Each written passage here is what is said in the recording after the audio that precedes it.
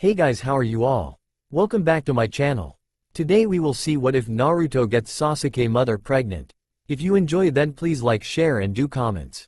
When the second of her sons became a genin, Uchiha Makoto felt pride swell in her chest, but she couldn't quite quell the dull ache that her empty nest left. Sasuke wasn't one to spend all of his time at home to begin with, but now that he had his own team to train with, the little time he did spend at home, waiting around for his older brother, greatly diminished. Maybe I shouldn't have teased him so much by calling his training practice. Makoto sighed. Plucking a ripe tomato from a vine, she tried not to picture the quivering excitement in her son's eyes when she laid out his favorite snack when he came back from training. He would always try to mask it with look of an indifference. Oh, teenage rebellion. Ka-san? Makoto's ears perked up at the sound of a shoji door sliding and the tight voice of her pubescent child's voice. Looking over to their home's backyard entrance, Makoto found Sasuke with his arms crossed in front of his chest, glaring holes into the floorboard. He's in a mood, isn't he? Makoto chuckled to herself, trying not to show how adorable she found her grumpy child's pout.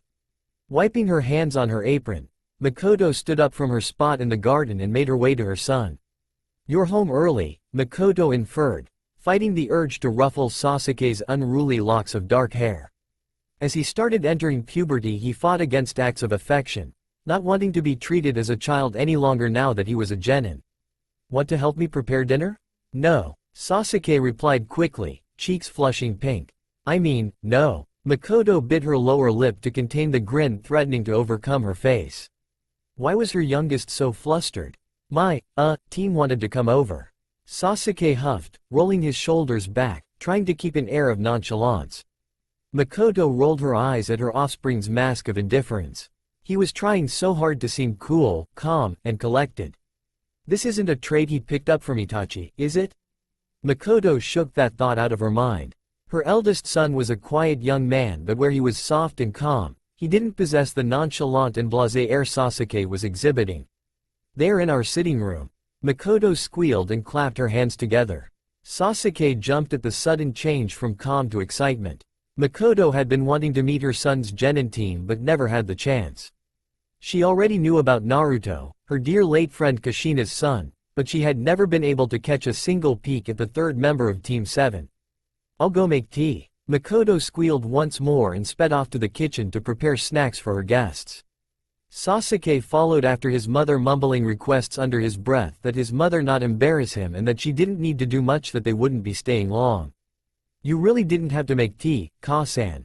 Sasuke followed at his mother's elbow as she brought out a tray to the informal sitting room. Despite his protests, he assisted his mother by carrying a second tray holding sweets and senbei. Makoto didn't forget to include slices of his favorite fruit, sprinkled with just a bit of salt. "Good afternoon. Makoto almost dropped the tray she was holding when she shuffled through the entrance to the sitting room. She had to hold in the squeal of delight trying to escape her throat when she spotted the 12-year-old sitting on cushions on the floor by her low table. Naruto was his usual bright and sunny, fidgety self. He kept craning his neck around trying to catch things he might have missed when he came into the house. A fluttery feeling filled Makoto's chest. He had his father's coloring, but that was definitely Kushina's round cheeks.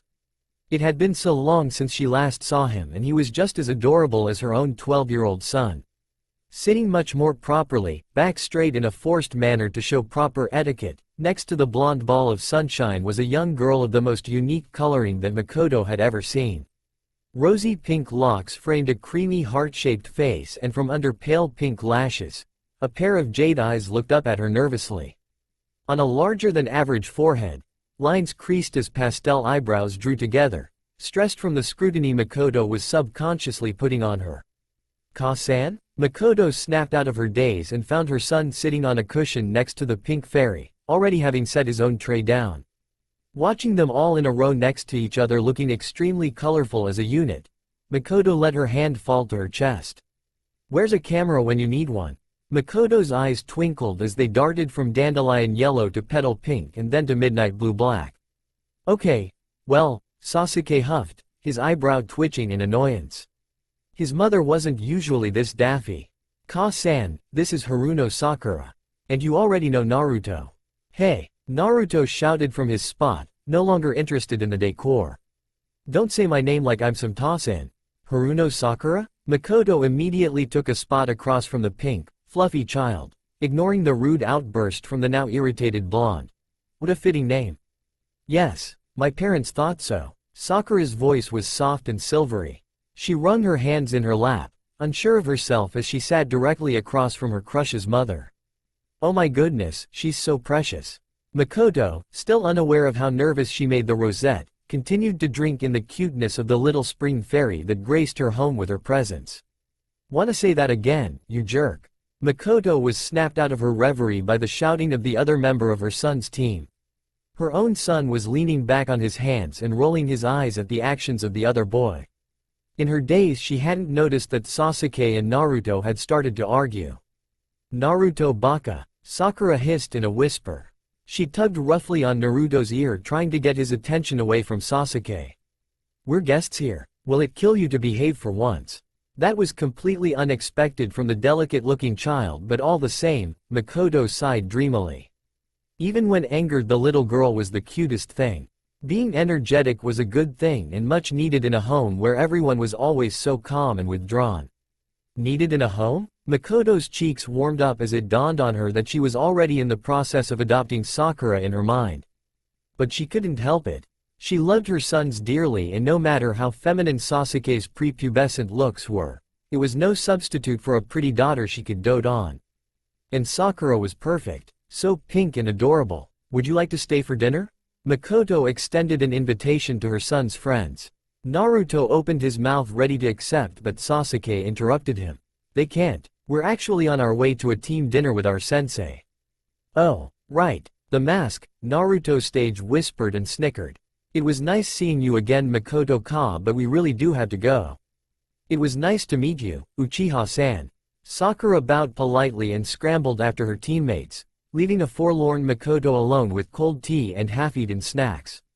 That's just too bad, Makoto murmured, dusting herself off and cleaning up. She couldn't keep the silvery notes of the 12-year-old girl's voice out of her ears. What do you think of Uchiha Sakura? Makoto asked her husband as she prepared their futon, ready to turn in for the night. Is there something you want to tell me? Fugaku choked on air. He hadn't expected another pregnancy now that their youngest was already 12. He was ready to relax and spend the rest of his years watching over their sons as they became honorable shinobi and enjoy quality time with his wife. No, Makoto sighed, turning on her side. Just a thought. Just a lovely thought. Makoto hummed to herself as she flounced around her kitchen, packing bento boxes. Each was neat and full of delicious foods, but she took special care in the design of one in particular. She never prepared sloppy bentos for her sons, but something about making one for a girl made her want to ensure that the box was impressive. Good afternoon, Okawa-san. Itachi greeted politely as he reached for a syrupy treat lying on the kitchen counter. Itachi, no. Makoto made a quick slap at her son's hand, blocking him from grabbing any dango. Itachi's eyes widened, flabbergasted at his mother's behavior. Those are for Sasuke and his teammates. Otouto doesn't like sweets. Itachi's eyes narrowed in suspicion. For the past few months his mother had been acting differently from the norm. She would prepare more food than needed, enough for a squad of people, as opposed to the humble lunch of onigiri she used to make for Sasuke to take with him on his way to training. His mother had also made changes to her usual daily schedule. Makoto would take time out of her day to stroll into the training grounds to deliver lunch or wait at the gates to receive her son and the rest of Team 7 when they returned from missions. Another odd quirk was the increase in visits to a seamstress in the village as of late. No one could prove that she was purposefully causing the tears in clothing or finding excuses to take in items to the tailor, but the fact that she was straying from using the family tailor was highly suspect. It didn't help that she was caught muttering to herself, same eyes as her mother, but where did the pink come from? For his team? Itachi cocked an eyebrow and then let his face relax into a pleasant smile. I could drop off the bento boxes, Okawa-san. Thank you for the offer, but I will drop them off myself, Makoto chirped, wrapping the boxes in an oversized handkerchief for easy and safe travel. I wanted to go for a walk anyway. Get some fresh air. You work in the garden every day. Stop questioning your mother, Ida-chan. Makoto snapped, untying her apron and running her fingers through her ebony locks, patting down any that strayed from its perfect order. Makoto made her way to Training Ground 3, giving small smiles to passers-by that greeted her on the road. She liked to take the long way, creating a path that conveniently crossed her in front of the food shops in the merchant district. She enjoyed the sweet smells from the bakery, and the more her presence became commonplace in the area, the less likely it would be found odd if she ran into a certain cherry blossom child. One of the many downsides of the Uchiha district being located in the outskirts of town is how isolated it made the clan from the rest of the villagers. Makoto had her friends amongst her cousins, but she couldn't shake the lonely feeling that came with surrounding herself with others that looked unnervingly similar to her. It was probably why she enjoyed chatting with Haruno Mebuki. The woman had little shinobi experience, being only a genin and a first-generation ninja from a civilian clan, but she more than made up for the differences in lifestyle by being one of the most pleasant conversationalists Makoto had ever met. Only rarely did Makoto feel a dull ache in her chest, remembering Uzumaki Kushina fondly, and wishing that she could also be with them as they drank tea and talked about their children. She believes that the three of them would have been the bestest of friends, similarly to how close their children seemed to be. Entering the clearing to Team 7's preferred training field, Makoto spotted blurs of yellow and blue clashing with one another. Scanning the clearing, she found a lone blob of pink under the shade of a tree. Hitaki Kakashi, their sensei, was lounging on a tree branch just above her. "Hello, Sakura-chan," Makoto greeted the Rosette girl, plopping down on the ground next to her. Sakura blinked up at her from a large tome about herbs and their properties. Her eyes changed from a hazy daze to bright and dazzling when she recognized the visitor. "Hello, Makoto-san," Sakura smiled sweetly as she folded a corner of the page she was currently reading and set her book aside. "How are you today?" Itachi is a charming young man, but his polite smiles couldn't cause the same fluttering in Makoto's stomach that Sakura's did.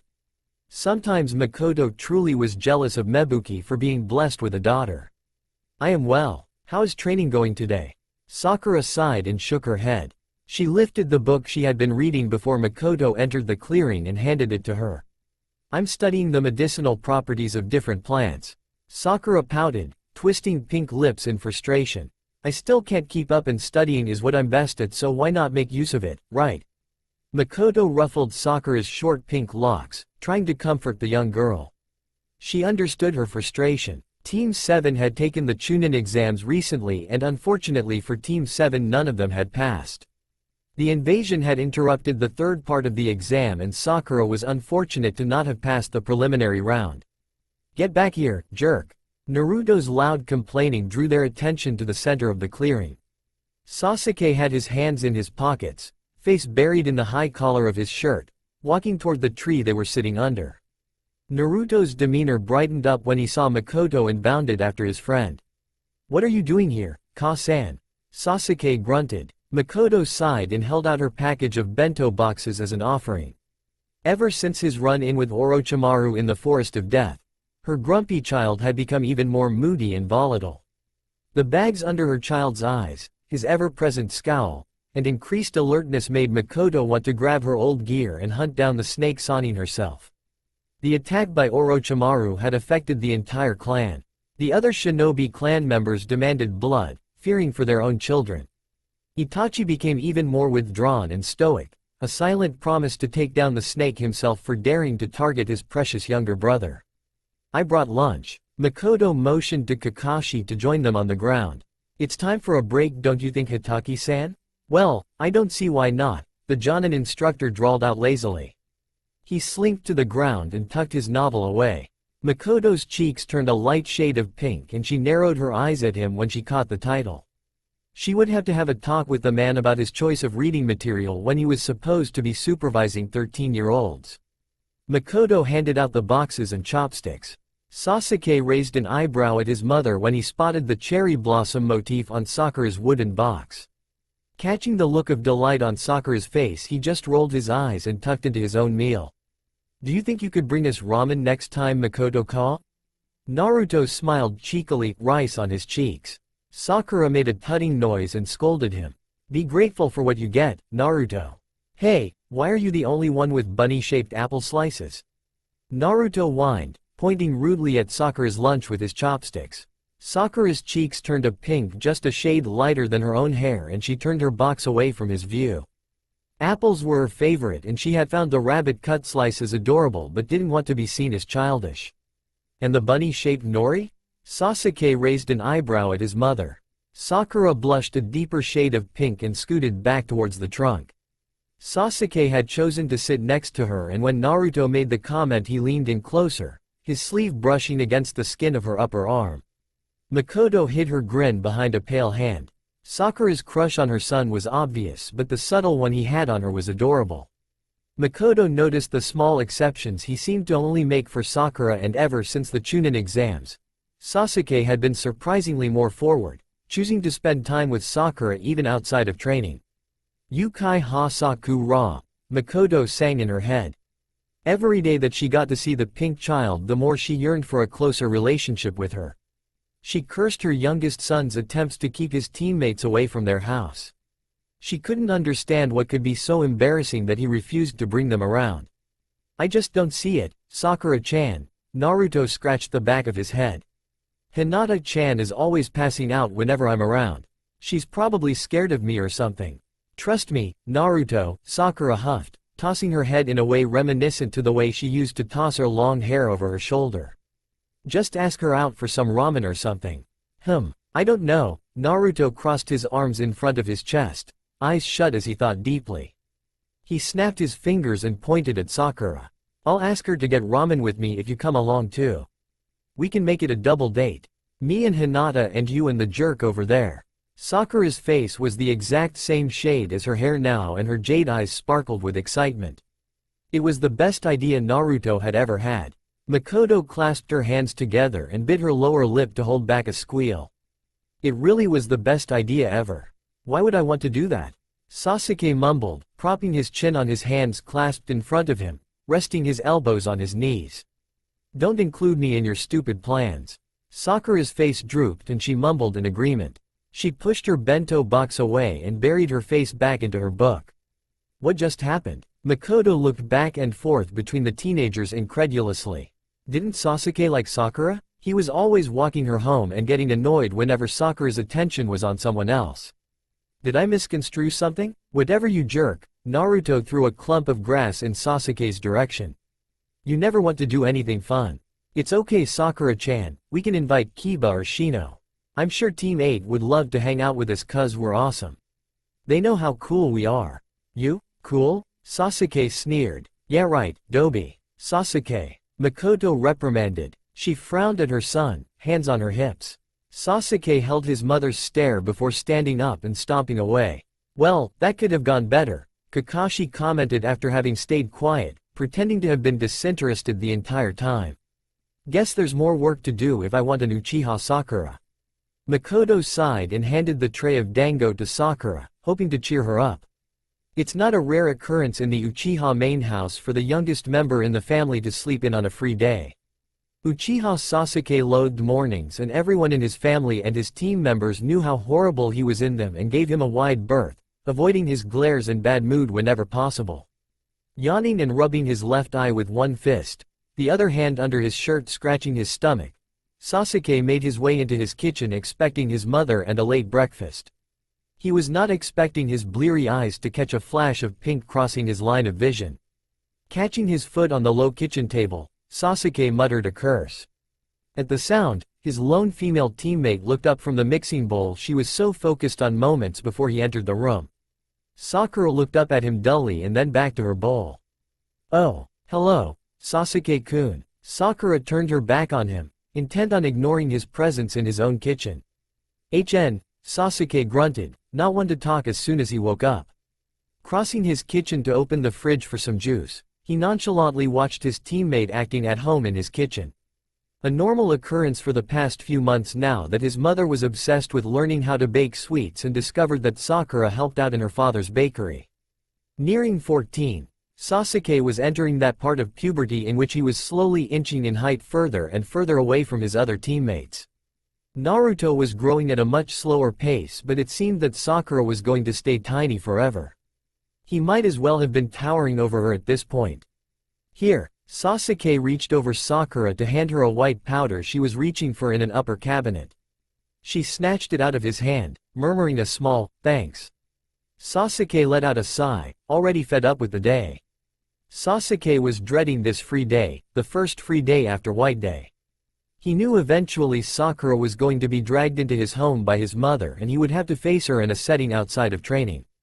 It was easy to ignore the way she avoided him when they only had to interact during training and missions, but he couldn't pretend she didn't exist and that it didn't bother him that she was acting differently than usual when she was invading his space. When are you going to stop being mad? I'm not mad, Sakura snapped, a dull red smearing across her cheeks and nose.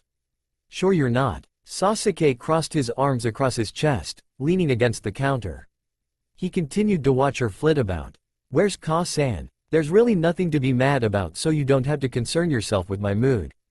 I wasn't. Of course you weren't. Sakura's shoulders slumped and she turned her back on him once again. Keeping his eye on the white circle on her tunic top, Sasuke sighed inwardly. He hadn't tried to make the situation worse, but he really had no idea how to talk to her properly. What did I even do? For the first time ever, Naruto and Sakura had reached their meeting point at the bridge before Sasuke had. They were sitting down against the railing, Naruto watching intensely as Sakura tied a ribbon around a small box in her lap. It was a nice attempt, but no way in hell am I letting you give Hinata this box without a cute bow. Sakura lifted the box gingerly and dropped it gently into Naruto's waiting palms. Sasuke coughed, bringing his teammates' attention to his presence. Hello, Sasuke-kun. Yo! Naruto jumped to his feet and circled Sasuke like a shark. He reached over and patted his pockets, earning him a thump to the back of his head. What are you doing, loser?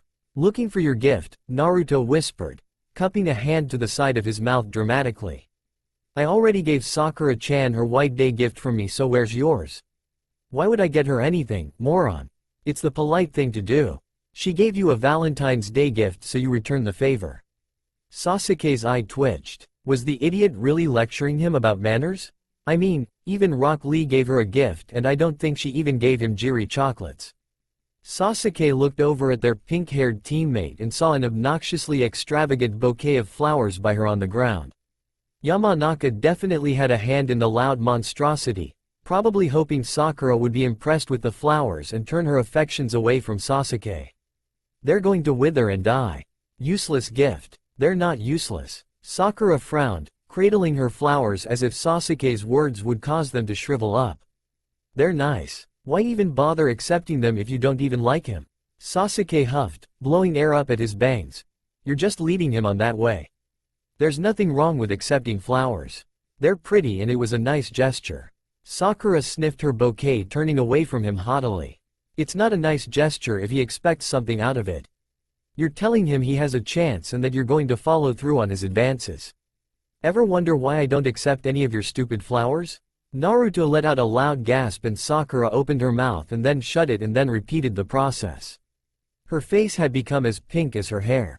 Sasuke would never admit it to anyone, but it was kind of cute when her face colored like that. He would probably murder someone if anyone knew he used the word cute to describe anything. I guess that makes sense, Sakura said softly and turned her back on her teammates. Naruto slapped the top of Sasuke's head and stomped away from him to console his other teammate. Sasuke sighed and leaned on the railing opposite them. He hadn't said anything wrong, so he wasn't going to do anything about it. Sasuke sighed and chanced a glance at his pink-haired teammate. Her eyebrows were furrowed together, causing lines to form on her larger-than-average forehead. Her plump pink lips were pursed together in annoyance, and altogether she looked pretty adorable when upset. Now I'm thinking things like adorable. Snap out of it. It wasn't that Sasuke couldn't see Sakura's appeal. He was a 13-year-old boy and had hormones just like all the other kids his age. He just wasn't going to act like the dead last loser and rant about how pretty certain girls were. Sasuke wasn't blind. In fact, he had better eyesight and was genetically disposed to have better observation skills and notice more than the average person. Sasuke knew just how pretty his little pink-haired teammate was. And she always smells good. Why does she always smell good? But Sasuke also understood the expectations placed on him as an Uchiha. Pretty, sweet, and smart as she was, Sakura wasn't an Uchiha. There was no point in putting each other through the inevitable heartbreak of separation once Sasuke had an arranged marriage partner. Sasuke just had to hope that a little kid crush would just go away after a while. No matter how pretty she is. Sasuke reached over and brushed flour off of Sakura's cheek with his thumb. He hadn't meant to reach out to touch her, but it was one of those things his body reacted to on its own whenever she was around. Wide jade eyes peered up at him through light eyelashes and heat started to creep up his neck. Sorry for the wait, Sakura-chan. Sasuke dropped his hand from Sakura's face at the loud outburst from his mother. Sakura dropped the whisk she was holding with a loud clatter. So annoying, he mumbled. Can't you be a little neater? Stop being rude, Sasu-chan. Makoto sighed, donning her apron and tying up her hair in a high ponytail. If you're not here to learn how to make Mont Blanc, then you can head out. We're having girl time. Mont Blanc? Sasuke wrinkled his nose. What the hell is that? Montblanc to you, I guess, Sasu-chan. It's a chestnut cream cake. Makoto rolled her eyes and chuckled. Boys. Sasuke's eye twitched at his mother's dismissal. She had been doing that a lot lately. Because of the Forest of Death incident months back in the Sand Invasion, Makoto was even more overprotective than usual, which was already bordering on ridiculous, but in domestic settings she no longer coddled him with the same fervor. Sasuke glared at the most likely cause of this new rift between him and his mother. Something smells sweet. Sasuke looks at the back door and watches his brother walk in with their cousin Shisui. They're both scratched up and dirty, back from a mission. Monbaran, Itachi ni-san. Sakura gestures to her mixing bowl, bashfully. Her cheeks are a delicate shade of pink and her eyes shimmered with something Sasuke can only assume was adoration due to the similar way jade eyes sparkled like they used to when directed at him only 2 weeks back. What, would you like some when the cake's done? Sakura beams up at his older brother and a cold swooping sensation settles in his stomach. Sakura wasn't supposed to be looking at his 18-year-old brother like that.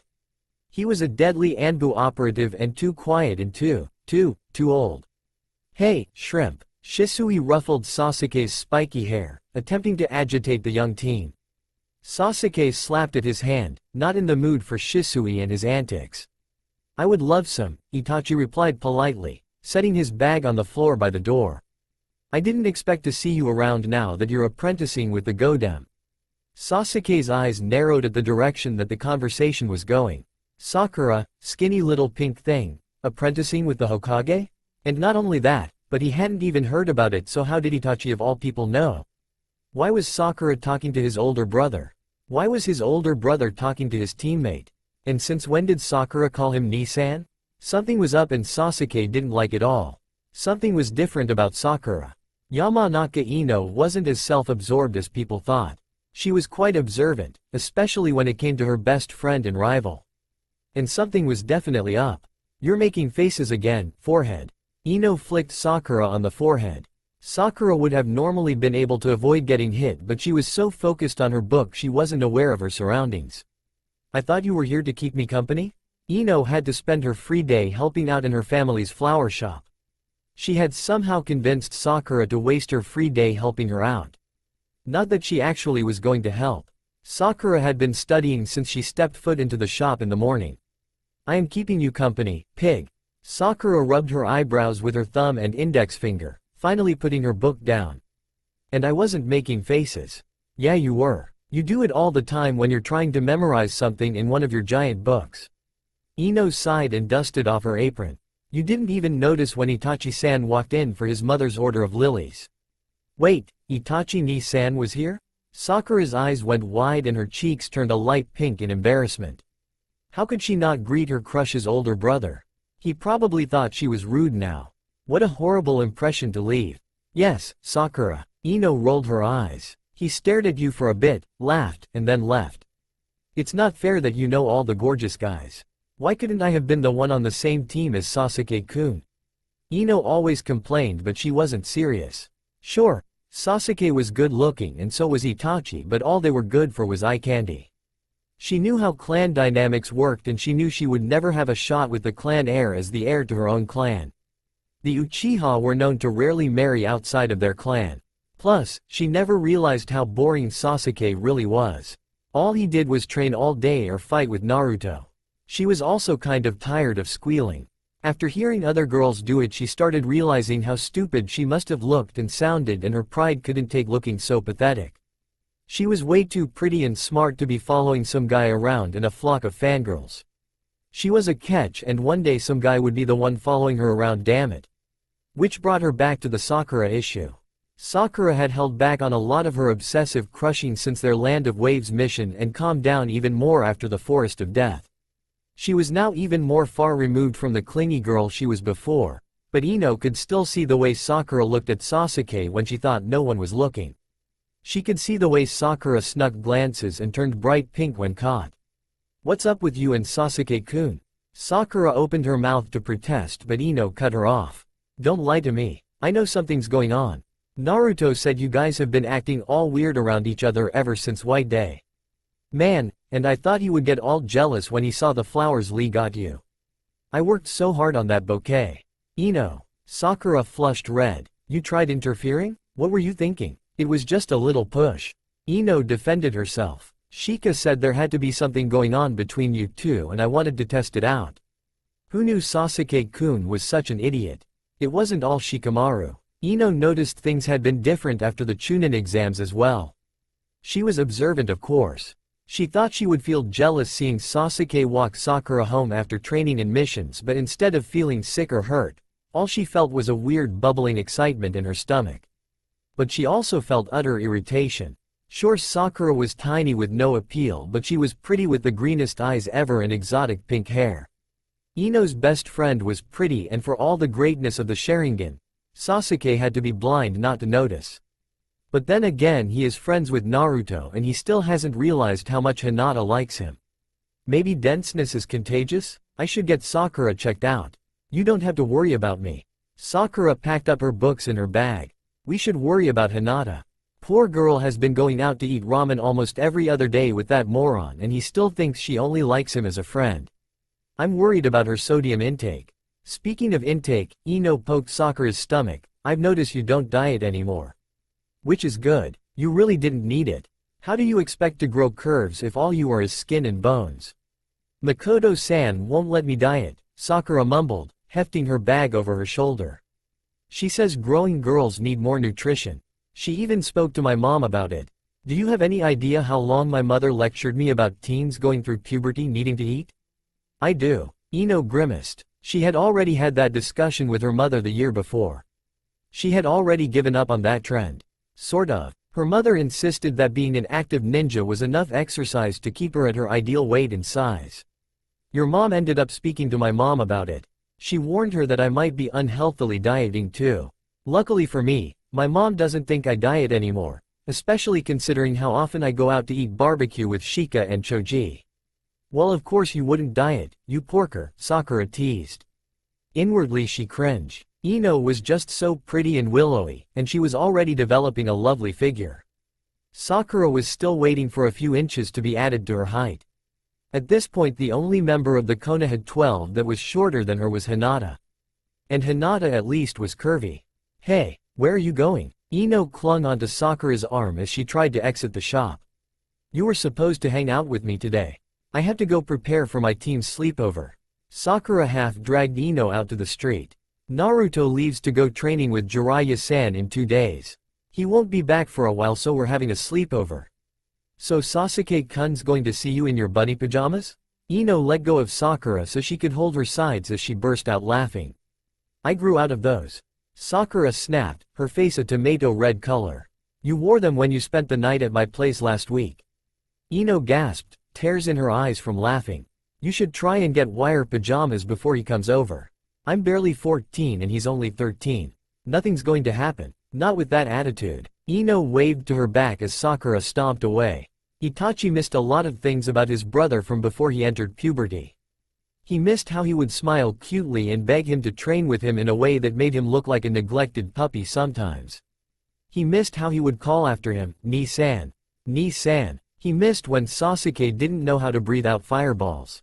He especially missed when those fireballs weren't directed at him.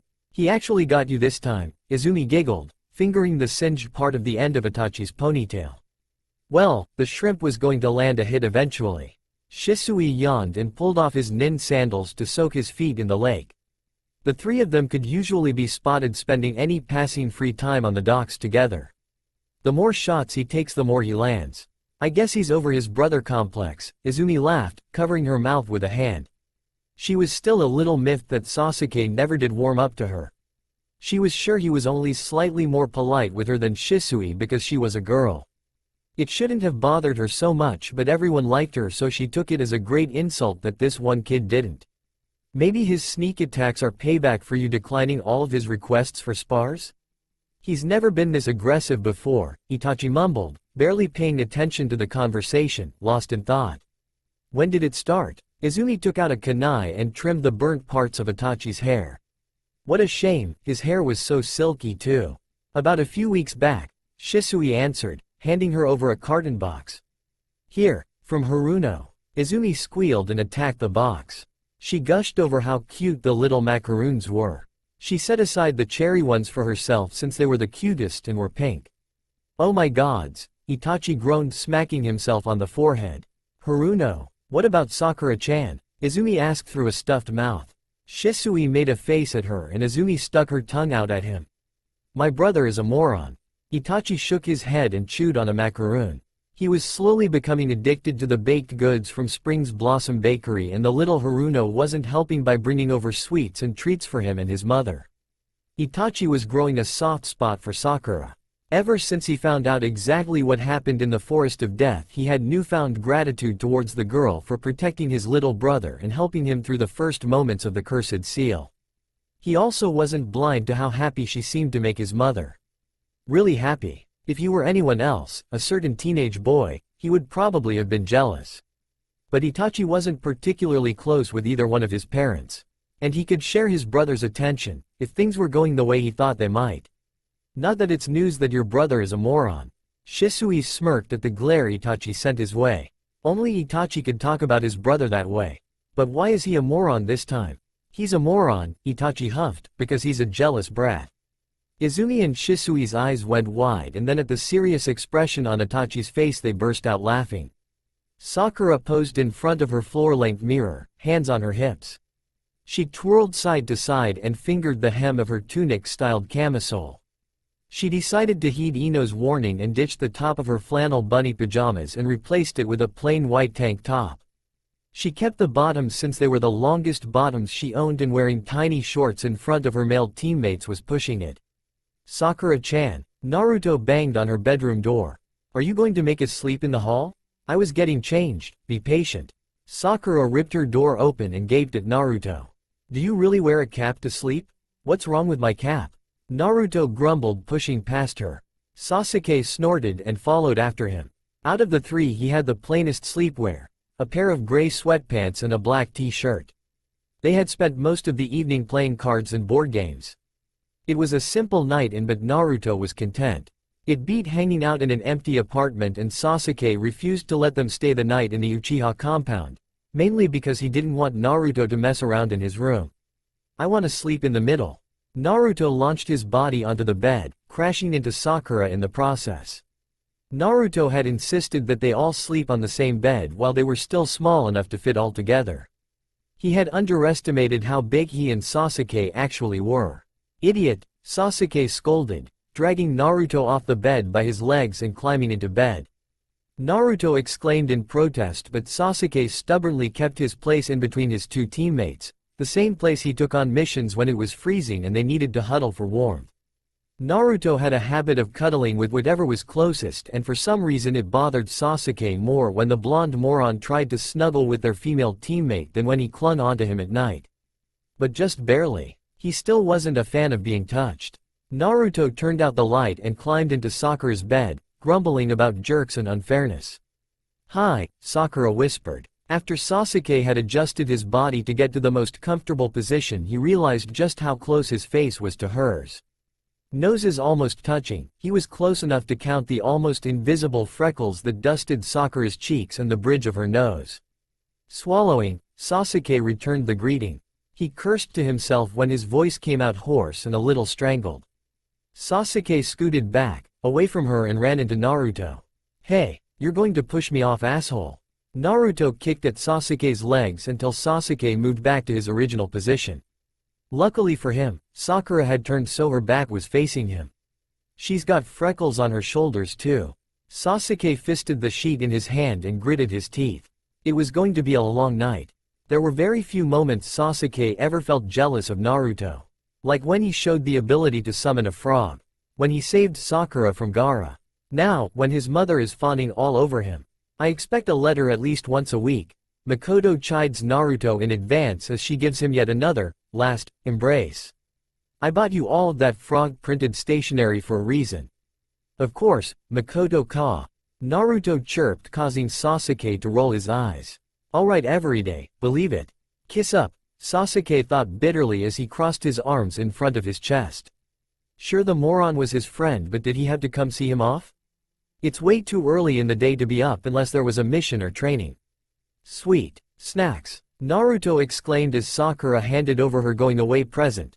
A box of treats from her father's bakery and senbei from Sasuke's uncle's shop. The moron is his friend. He's not going to not give him something. Which is why he also gave him a new set of kunai and shuriken the day before when no one could see him giving him a going-away present. Hey, jerk. Naruto approached Sasuke with his arms spread wide. Sasuke's eyes widened in panic. No, come on. I won't see you for a long time. One hug. Stay away from me, loser.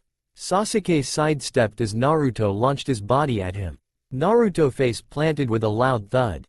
You're an asshole, you know that, Naruto complained, brushing himself off. He pouted and walked over to Sakura to give her a hug instead. He leaned in to whisper in her ear and she turned bright red before punching him. He just won't quit. Heat creeped up Sasuke's neck. He knew exactly what Naruto had said to set Sakura off. Naruto had been badgering the two of them all yesterday about what had happened before he had woken up. He hadn't believed Sakura's excuse for the rude wake-up call, and for good reason. Sakura's a really bad liar. I wonder why Hinata isn't here. Sakura looked around as if her question could summon the tiny Hyuga. Oh, she said goodbye yesterday outside of Ichiraku's, well tried I think. There was some mumbling, which is weird cuz I swear she was getting better with that. She said something about not being able to see me off, Naruto explained. She gave me some of her special ointment for my trip. The Hyuga probably wouldn't let her come today. Makoto's voice took on a cold tone. It was no surprise that she wouldn't find it acceptable how they tried to keep the little heiress away from friends they believed were inappropriate, mainly Naruto. Her cold demeanor also had a little bit to do with the animosity between the two clans. Sasuke sighed at the icy stare his mother was wearing. It wasn't a new expression. She wore it around the compound all the time when clan members whispered amongst themselves whenever Naruto visited. Itachi. Sasuke looked toward the gate as it was the direction that Naruto was looking at, and there was his brother, coming toward them. You came back from your mission just in time to see me off. Naruto grinned from ear to ear. Sasuke swore Naruto was going to end up breaking his face one day from smiling so much and so widely. Oh, you're leaving today? Itachi teased, earning himself a pout from Naruto. No one needed to know that he did in fact come back from his mission just in time to see the hyperactive blonde off. It was just coincidence when he did nice things for his little brother's friends. Yes, coincidence. Time to go, kid, Jiraiya, who had been waiting patiently by the side, informed Naruto. The small group seeing Naruto off watched as Naruto became a speck against the colors of the early morning. He kept turning back to wave to all of them. They all waved back when he did, but after a while they all got tired of indulging him since he wouldn't stop turning to wave until he could no longer see them. I have to go see Tsunade-sama now, Sakura announced after a while of watching the empty road. I need to report in as well. Itachi smiled softly down at her. I'll walk with you. I'll come with you guys, Sasuke said, falling into step right in between the two of them. Makoto brought up the rear, giggling into her hand at her son's actions. Are you sure? Itachi smirked to himself. He caught Sasuke glaring at him every now and then through his peripheral. Wouldn't you rather go home and sleep some more before you have to head to training? You did get up pretty early today. No, I'm not a kid that can't train on a few hours of sleep. I'll just get an early start today, Aniki, Sasuke snapped at him. Itachi had to hold back a smile, hiding his amusement. He was still getting used to no longer being called Ni-san by his brother, who seemed to have a new aversion to the word. Or you can help your dear mother with some errands, Makoto cut in. It had been a while since she had some mother-son time and she could use some help with bags. Sasuke was also the perfect candidate to join her on her mission to the Harano's bakery. She still hadn't seen Sakura's father and she was getting even more and more curious as the days went by. And no doubt there would be some benefit to Sasuke meeting the man, especially in his mother's presence. He was more likely to be on his best behavior then. Sasuke stiffened up and looked at his mother and then to his brother and then back to his mother. He wasn't averse to the idea of helping his mother, but he also wasn't interested in the task. Sasuke wanted to follow his brother and his teammate, but he really didn't have a good enough reason to excuse himself and still continue to walk with them. "I will join you on your errands, Ka-san," Sasuke sighed. He glared one last time at his older brother before following his mother down a different street. The silence was awkward. Sakura was a chatty person and walking alone with someone as subdued as Uchiha Itachi made her nervous. Sakura was used to walking with someone in silence. Sasuke barely spoke and would sometimes give her an irritated look when she babbled too much. The difference though was that with Sasuke, excitement bubbled in her chest and she felt butterflies in her stomach just being in his presence. Itachi made her feel like she had to be on alert at all times, wary that she was being silently judged. It was a peculiar feeling considering Itachi was a kind person, but at the same time it put her on edge. He was Sasuke's favorite person, and she wanted to be liked by Sasuke's favorite person very much. "Did something happen with my little brother, Sakura-san?" Sakura stiffened up at the sound of his voice. She hadn't expected for him to say anything as they made their way to the Hokage Tower. She especially didn't expect that type of question. What do you mean?" Sakura laughed nervously. "What makes you think something happened?" "Something Naruto said yesterday made me curious," Itachi replied, the corners of his mouth lightly tugging upwards. "I'm going to kill that idiot the next time I see him." "You shouldn't listen to anything Naruto says. Nothing happened. You're a terrible liar, you know that," Itachi chuckled softly. "A bad trait in a ninja." Sakura deflated at that. "But a good trait in a person. You're a very honest young lady." Sakura blushed and looked at her feet. On one hand she had mixed feelings, both good and bad, for the small comment, but on the other hand there was no way she was going to tell Itachi that his brother was a cuddler. She had woken up in a tight embrace, Sasuke using her as a body pillow. The more she tried to escape before he woke up, the tighter he held on, grumbling in the process. Itachi hadn't heard anything from Naruto. He thought it was more likely to find out about his brother's odd behavior the day before if he made it seem like he knew more than he actually did. Itachi had assumed Sasuke's flustered behavior had to have been a result of having slept over at Sakura's house for Naruto's going-away party with his team. A small, rather minuscule, sadistic part of Itachi wanted more fodder to tease Sasuke with. It was starting to become much more amusing now that he was older.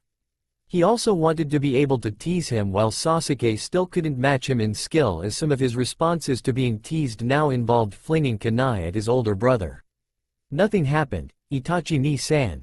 Sakura turned a deep shade of pink, matching her hair.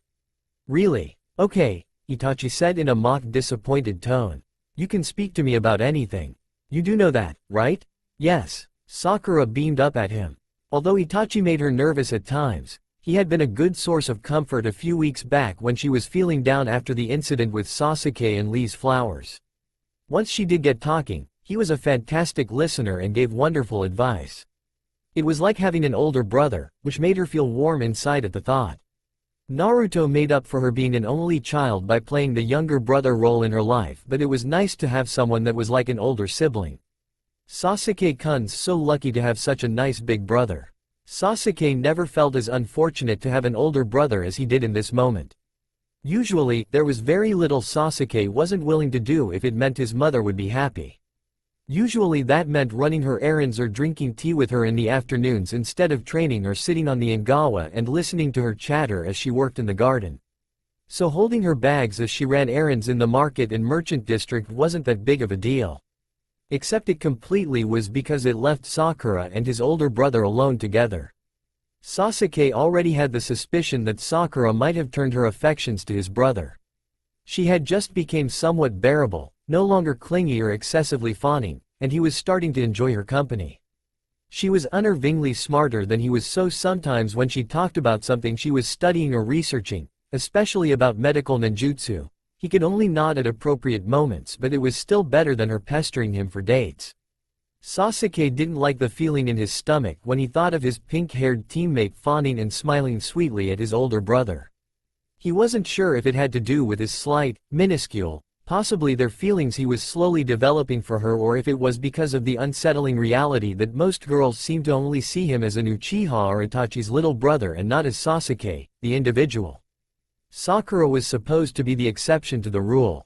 She saw him at his worst, at his weakest. He had to acknowledge the fact that she truly cared for him, even willing to put herself in harm's way for him, something he only ever thought his family or even Naruto would ever do. The warm feeling in his chest he got when he thought about her wasn't something he wanted anyone else to feel when they thought about her. Besides the chance that Sakura may be developing feelings for Itachi, Sasuke didn't want them alone together because it made it easier for Itachi to get information out of her. Information regarding a certain incident the other day that he didn't want anyone to find out about. Sasuke knew that Itachi already had suspicions that something had happened in the Haruno household. Even now, Sasuke felt shame at not being able to hide how flustered and confused he was at waking up, limbs wrapped around Sakura. She was soft and smelled like something floral and fresh linens, and when Sasuke was in the backyard walking amongst the sheets his mother had hung on the clothesline to dry, his ears burned red from the memory of clinging onto her like she was his old stuffed dinosaur toy. Sasuke thought he was good at hiding how he felt, adopting the impassive mask he had been working on for a while. It worked well with his mother and father when he did get a chance to see his father, usually at mealtimes. Itachi was an entirely different case. He seemed to know exactly what Sasuke was thinking or feeling. There was not much he could hide from his older brother, and Sasuke didn't like the gleam in Itachi's eyes when he caught him bumbling around the hung laundry.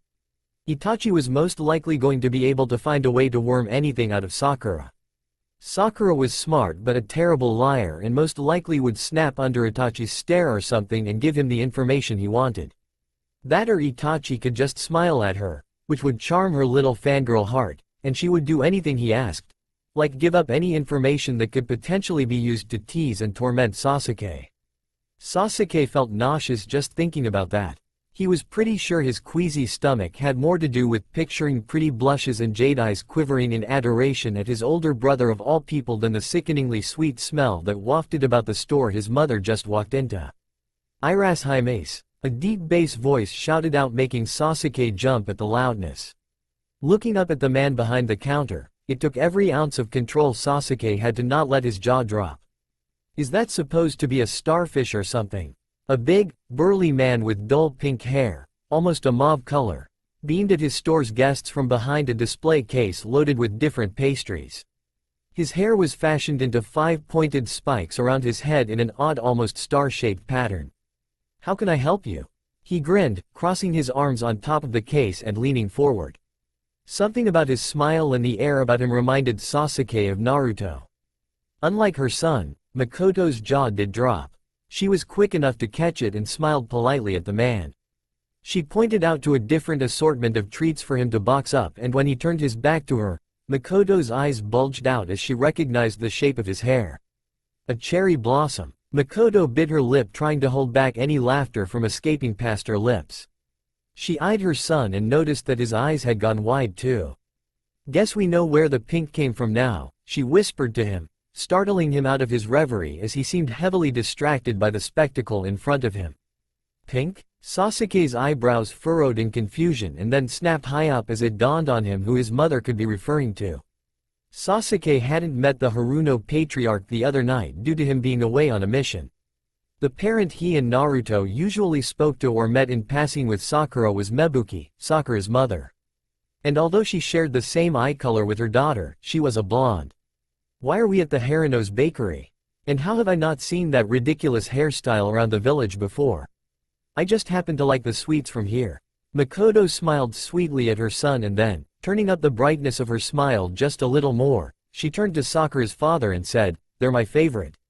I guess pink can be cute on boys too, Makoto thought, thinking about the high probability she could end up with a grandson instead of a granddaughter. An entire month went by and Makoto hadn't seen even one single strand of Sakura's pink hair. Sighing, Makoto put away her family's groceries. She shuffled around her kitchen with sluggish steps.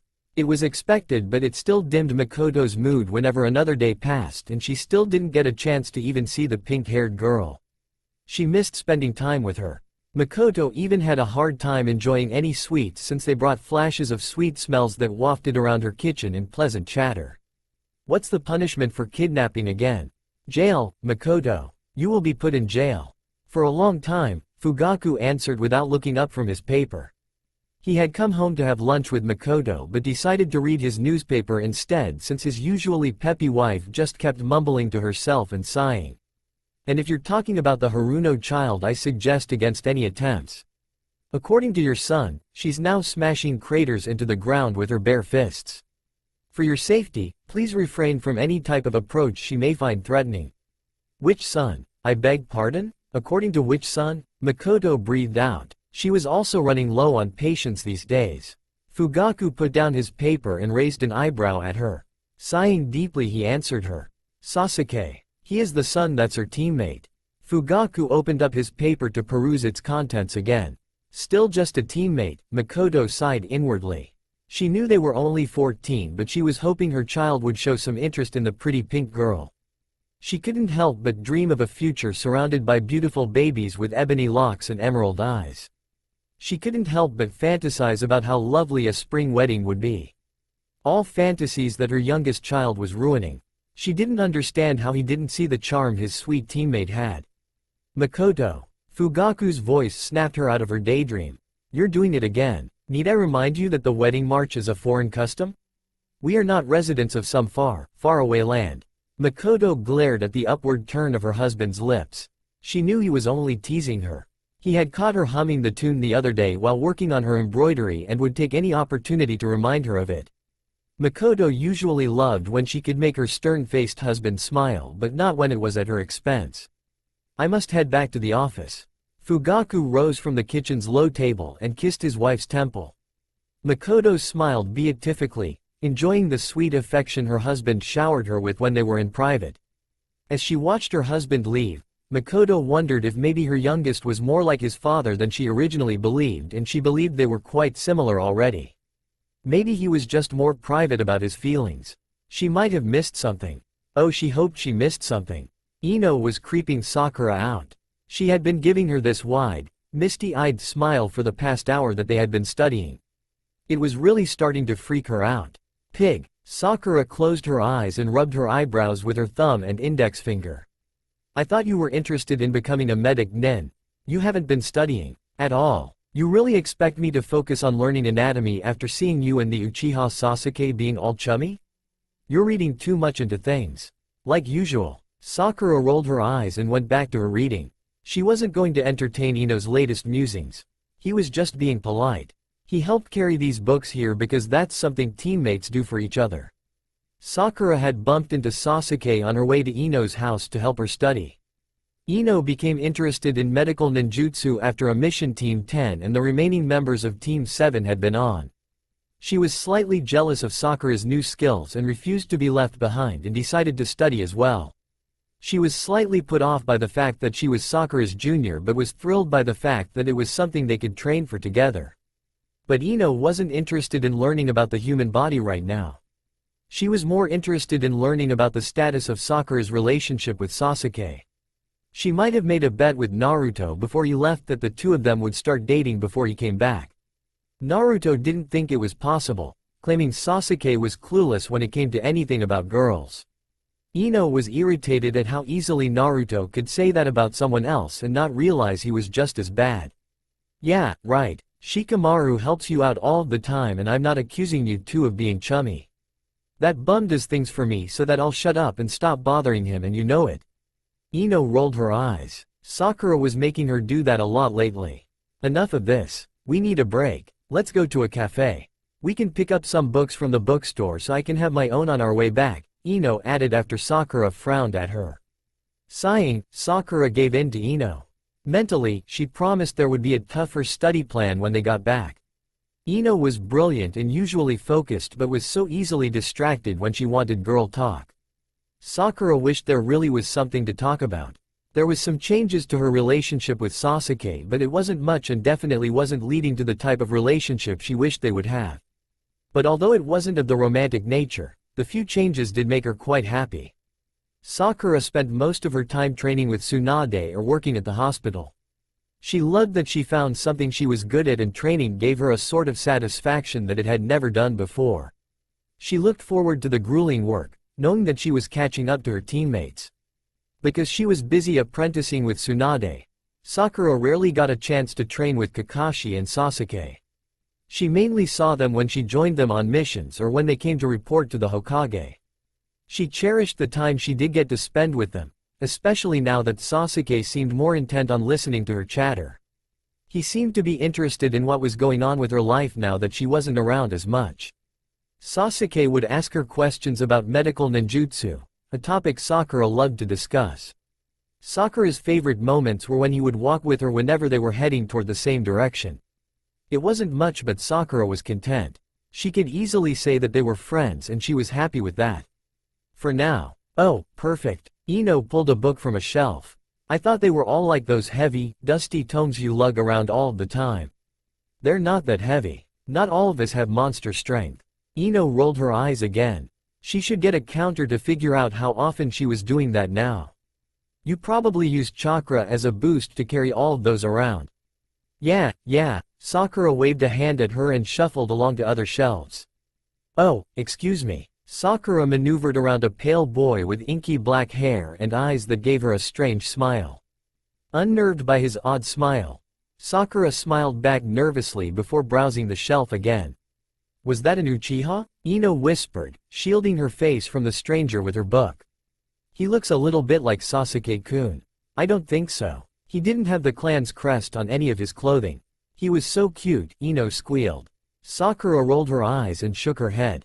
She hooked her arm with Ino's and dragged her away. Come on, we're going to be late for training. Sometimes when it was too quiet, Sasuke missed his blonde, idiot friend. He missed brawling with Naruto and getting into pointless arguments. Sasuke admired his older brother greatly, but there was something missing in their relationship that he found in Naruto. Sasuke loved Itachi and would always look up to him, but sometimes he was too much of a big brother to be his friend. Exhausted from training, Sasuke lied down in the grass field of the training ground and pulled a folded-up piece of frog-printed paper out of his pocket. He scoffed at the greeting. Naruto always started with an insulting name. Bastard, why don't you write more?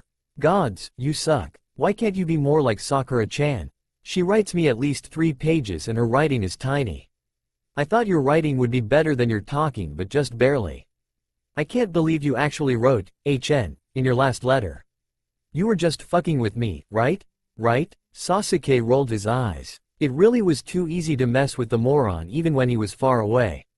Well, whatever. Sakura-chan says you guys are thinking about taking the next Chunin exam in Suna. I should be back by then. It's not for another 9 months, right? Don't you guys dare take the exam without me. You better not get promoted without me, got a jerk? I'm training really hard. I'm sure I'm way stronger than you now. So don't take the exam until I get back. You're going to need me in case you get in trouble again. Speaking of Sakura-chan, you guys aren't smooching during training now that I'm not around, are you? No smooching when I get back. I don't want to see that. Gross. Sasuke's eye twitched. He had no clue where Naruto got the idea that there was anything going on with him and Sakura. Before Naruto had left, he had insinuated that he thought something was going on by giving him weird smiles and waggling his eyebrows whenever he saw them standing too close to each other. He only stood close to her in the case that he needed to protect her from something. It was like a preemptive defensive move. That was all. I bet she's getting really pretty now. I asked her to take a picture of you guys and send it with her next letter, but I don't think she'll do it. Can you do it? I miss you guys. Well, I miss Sakura-chan more than you, of course. Can't wait to spar when I get back. Naruto. P.S. Sakura-chan might have mentioned something about Hinata-chan growing her hair out. Maybe you could get a picture of her for me? I'm just curious as to why Sakura made a big deal about it, of course. So, please? He's such an idiot, Sasuke mumbled and folded up his letter and stuffed it in his pocket again. Like he was going to go take a picture of Hyuga of all people. Why couldn't he just ask her directly? Sasuke knew he was in correspondence with her. A random toad had popped on her head, carrying a scroll, when he saw her walking with her team on his way to the training fields. Sasuke sat cross-legged and forming his hands into fists he touched their knuckles together and tried to make his mind blank and focus only on his breathing. He was able to get nice and relaxed, but a cheerful voice broke through his meditative state. Was that a love letter, shrimp? Shisui plopped down on the ground next to his baby cousin. Sasuke looked up beyond him and saw Itachi and Izumi approaching from a distance. He had Shunshin over to get a head start on messing with Sasuke.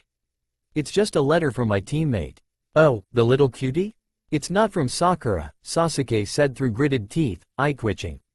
Shisui wasn't the only cousin of his to have mentioned how cute she was, and it was starting to bug him.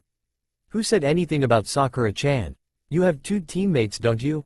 Shisui teased. Heat crawled up Sasuke's neck. I would only assume you wouldn't call someone that perpetually smells like ramen a cutie. Plus, he's a guy, Sasuke replied hotly. Gender isn't important. Shisui waved his hand to signal the end of the conversation as Izumi and Itachi reached them. Were you meditating? Itachi asked as he joined them on the ground. Izumi followed, tucking her legs underneath her bottom and leaning against Itachi's back. I was trying to, Sasuke mumbled, shooting a glare at Shisui. Although Sasuke had no wish to use the cursed seal Orochimaru branded him with, it still caused some discomfort and irritation. Kakashi had sealed it, but Sasuke had to be determined not to use it. So far everything was fine, except the slight discomfort every now and then. Itachi was trying to find a way to get rid of it completely. So far their best bet was to capture Orochimaru and get information on removing the seal, but the snake Sannin proved to be much more elusive than the Uchiha had originally thought. So how is Naruto? Itachi leaned back, pushing against Izumi, causing her to fold inward on herself. She protested and begged Shisui for help. He laughed at her discomfort before pulling her away into his lap and confining her in a playful headlock. He's fine. He wants Sakura and I to wait for him before we take the Chunin exam.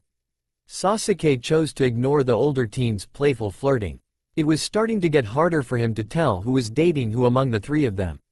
He heard rumors from the older teens in the clan that Izumi was Itachi's girlfriend, but Sasuke couldn't really tell since the two of them were always with Shisui.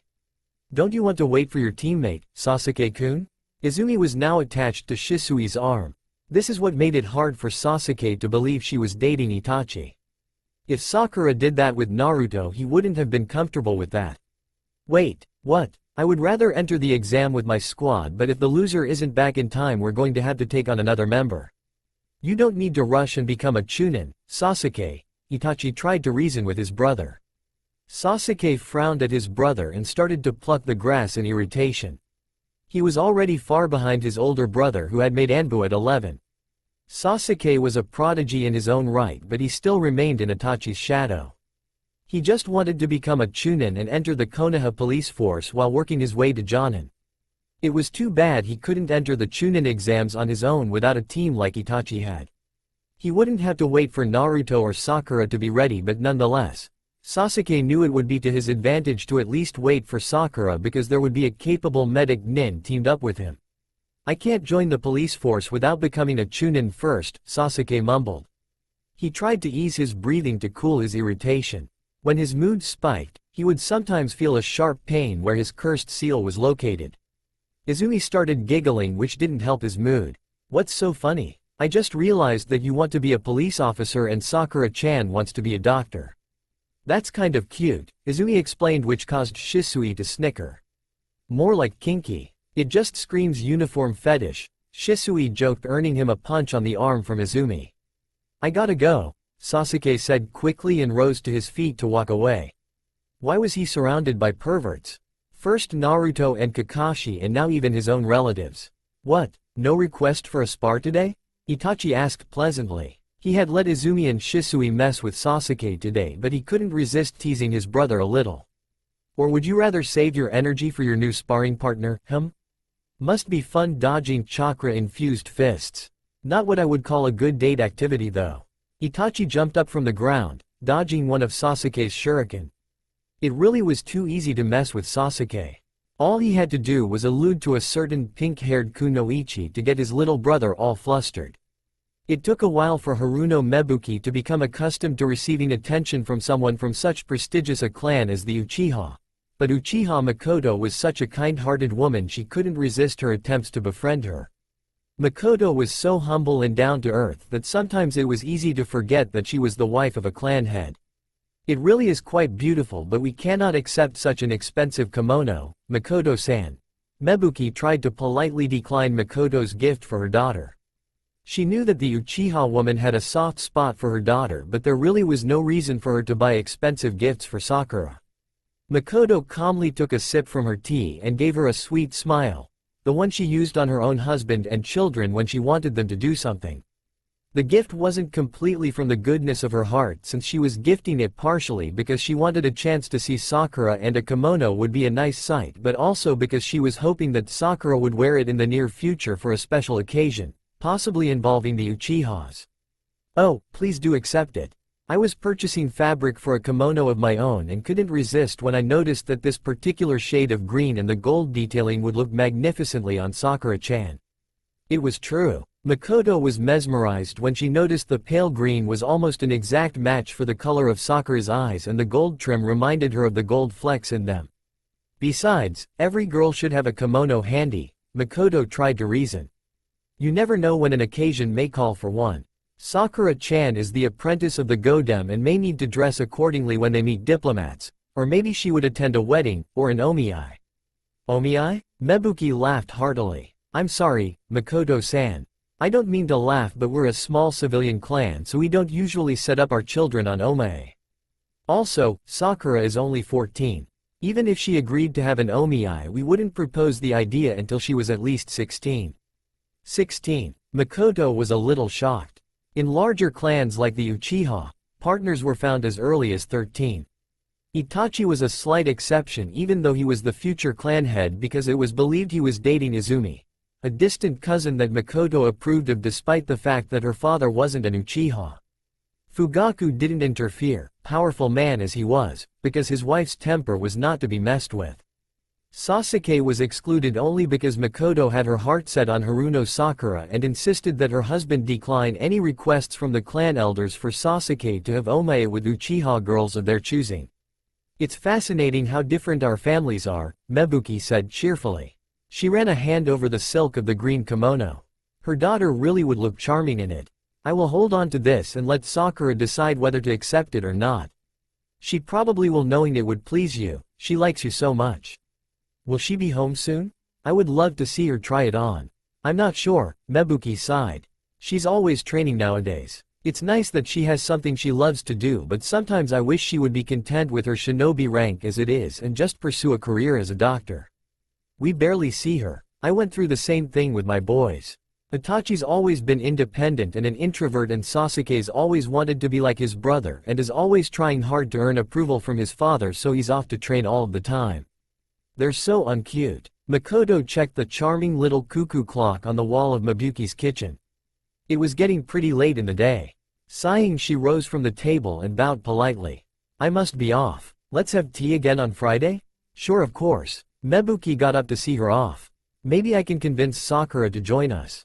I swear I only see her as she drags herself in to shower and sleep lately. She owes me some of her time. I am her mother."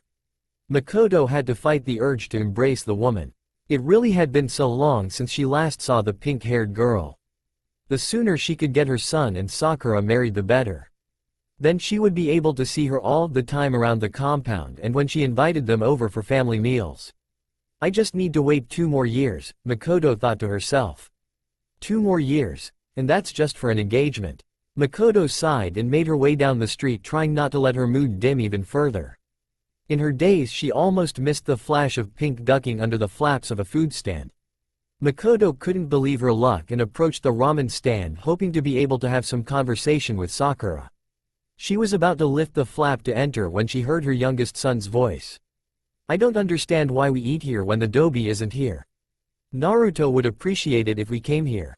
Doesn't it feel like he's still around? It smells like he's still around. And he's not dead. We don't have to come to eat Shiraku's like if it's in his memory." "Fine, I just wanted ramen then." Makoto backpedaled away from the small shop and headed back toward the Uchiha compound. She smiled even more brilliantly than usual whenever someone greeted her. "Progress." Makoto would say Sasuke was quite talented and could do just about anything he tried perfectly. Cooking, however, was not one of those things. Sasuke had never had to cook for himself. His mother made all of his meals, and when his parents had to go away on clan business or the like, Itachi took over and cooked their meals. Itachi was an odd one too. He could prepare elaborate meals, but don't ask him to cook eggs. He got oddly intense when it came to eggs. Because Sasuke had never cooked before, Makoto was shocked to find him in her kitchen trying to operate the rice cooker. "What are you doing with my rice cooker?" Makoto shuffled around him, examining the ingredients he had lying around the counter. "Nori? Salmon? Umeboshi? Are you going to make onigiri?" Makoto picked up a pickled plum and popped it into her mouth. She raised an eyebrow at her son. "This is sweet. I was in the mood for it," Sasuke mumbled. "How hard can making a few rice balls be?" Makoto crossed her arms and looked at him skeptically. "And you just happened to be in the mood to use my cherry blossom patterned bento box?" "I just grabbed the wrong one," Sasuke replied calmly, pulling out a black wooden bento box with an uchiwa pattern. He measured out the rice and stared at the cup. Makoto watched him for a moment, just staring at the rice, before he turned to her and mumbled, "Can you help me? I don't want to make something gross." Beaming at him, Makoto grabbed her apron from its hook on the wall and put it on. As they moved around the kitchen, Makoto was reminded of how he would help out by handing her things she needed when he was younger. He was so cute when he was 6. Makoto peeked at him through her long, dark lashes and was startled for a moment with the realization that her baby was now about the same height as her. In a few years he would be looking down at her instead of at eye level. "Ka-san." Sasuke's voice broke her out of her nostalgia-induced daze. "I like onigiri, but I don't think just onigiri makes a substantial meal. I mean, like, nutrients and stuff? It's okay for now." Makoto gave him an encouraging smile as she helped him pack the rice balls neatly. "I'll teach you how to prepare other stuff another time. But she should be fine with rice balls. It's a quick meal and her schedule is pretty hectic." "Yeah," Sasuke nodded. There was a short pause before he turned to his mother, wide-eyed and ears red. "This is for me." "Of course it is." Makoto smiled slyly and handed him the packed bento. She pushed him out the side door and told him she would clean up. "He's just too cute." Once upon a time, if you asked Sasuke, he would tell you that Haruno Sakura was lazy and didn't have her priorities straight. Now he would tell you she was a workaholic and still didn't have her priorities straight. "Oi!" Sasuke raised an eyebrow at the lump of blankets piled on the bed in a room that was supposed to have been empty. He sighed and nudged the part of the lump he hoped was a shoulder. A tiny groan came from the lump. It shuffled and then let out a yawn, legs and arms stretching out of the cocoon of blankets. Sakura flipped over on her back and peered up sleepily through pink lashes. "Sasuke-kun?" "Ah." Sasuke sat on the edge of the bed. Sakura stretched one more time, revealing a sliver of skin from where her red top met her medic skirt. Sasuke quickly averted his eyes before she caught him staring. "Instead of napping in the hospital, why don't you just go home?" "How about no?" Sakura narrowed her eyes at him before continuing to stretch out her limbs. She stretched until she heard some joints pop and then rolled her head, stretching out her neck. "Have you eaten yet today?" Sasuke matched her glare with one of his own. Almost 2 months into her training, Sasuke recognized a pattern. Sakura would train and study and work at the hospital and wouldn't rest properly. He hadn't noticed at first because he was so focused on his own training, but after trying to seek Sakura out for team training sessions, he realized how busy her days actually were. And yet she still insisted on making time to train with him. Now, almost a year after her training started, it was quite obvious that the girl was a workaholic and didn't know how to take care of herself. "Yes, liar. Yamanaka says otherwise." Sakura's stomach growled loudly and her face flushed pink. "Your body says otherwise. When was the last time you ate?" "Dinner," Sakura huffed. "I definitely had dinner." Sasuke stared blankly at her and Sakura felt the heat on her face rise even more. Usually she felt butterflies when Sasuke stared at her so intensely, but at the moment there was only judgment in his eyes and he was clearly thinking that she was a moron. "You don't believe me, do you? I think it's already been mentioned that you suck at lying and you didn't exactly have that much confidence in your answer." Sasuke rolled his eyes and handed her the bento box he had brought for her. "It doesn't matter. My mother made this for you." "Oh, thank her for me." Sakura excitedly pulled the knot of the handkerchief to reveal the Uchiwa-patterned bento box. Sakura blinked at the pattern and wondered why there was a different box than usual. Smiling sweetly, she turned to Sasuke and said, "And thank you for bringing this here." Sasuke nodded at her, not trusting his voice. His heart had started to beat at a faster tempo. He could feel the heat rising up his neck to his ears. Sakura's smile caused warmth to fill his chest, but it was her eyes that always made him feel out of sorts. Although still a little too large for her face, the green, way too bright green of her eyes, made his stomach form knots. There was just way too much emotion in them, and the adoration in them made his stomach go airy lately. Onigiri? Sakura was a little surprised. Makoto had a habit of making her elaborate and adorable bentos, never failing to add rabbit-shaped apple slices. An onigiri-filled box was a little plain for the Uchiha matriarch. "You like umeboshi, right?" Sasuke asked nonchalantly. "Yes," Sakura replied, a little confused. "But Makoto-san doesn't know that. But if they're the sweet kind, I guess that would make sense." Sakura stared at the box for a moment.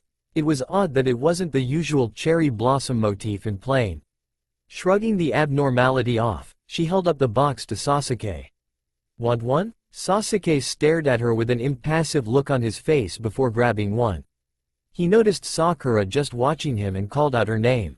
"Sakura." "Yee." Sakura's answer was cut off when a rice ball was placed into her open mouth. Her eyebrows shot up in surprise and she looked up with wide eyes at Sasuke. "Eat, they're for you." Sakura glared at him but grabbed the rice ball and chewed and swallowed what was in her mouth. She continued to eat as they sat there in silence. After a while Sakura noticed that Sasuke was staring at her face. "You don't have to watch me. I'm eating, see?" Sasuke blinked out of his daze and scowled.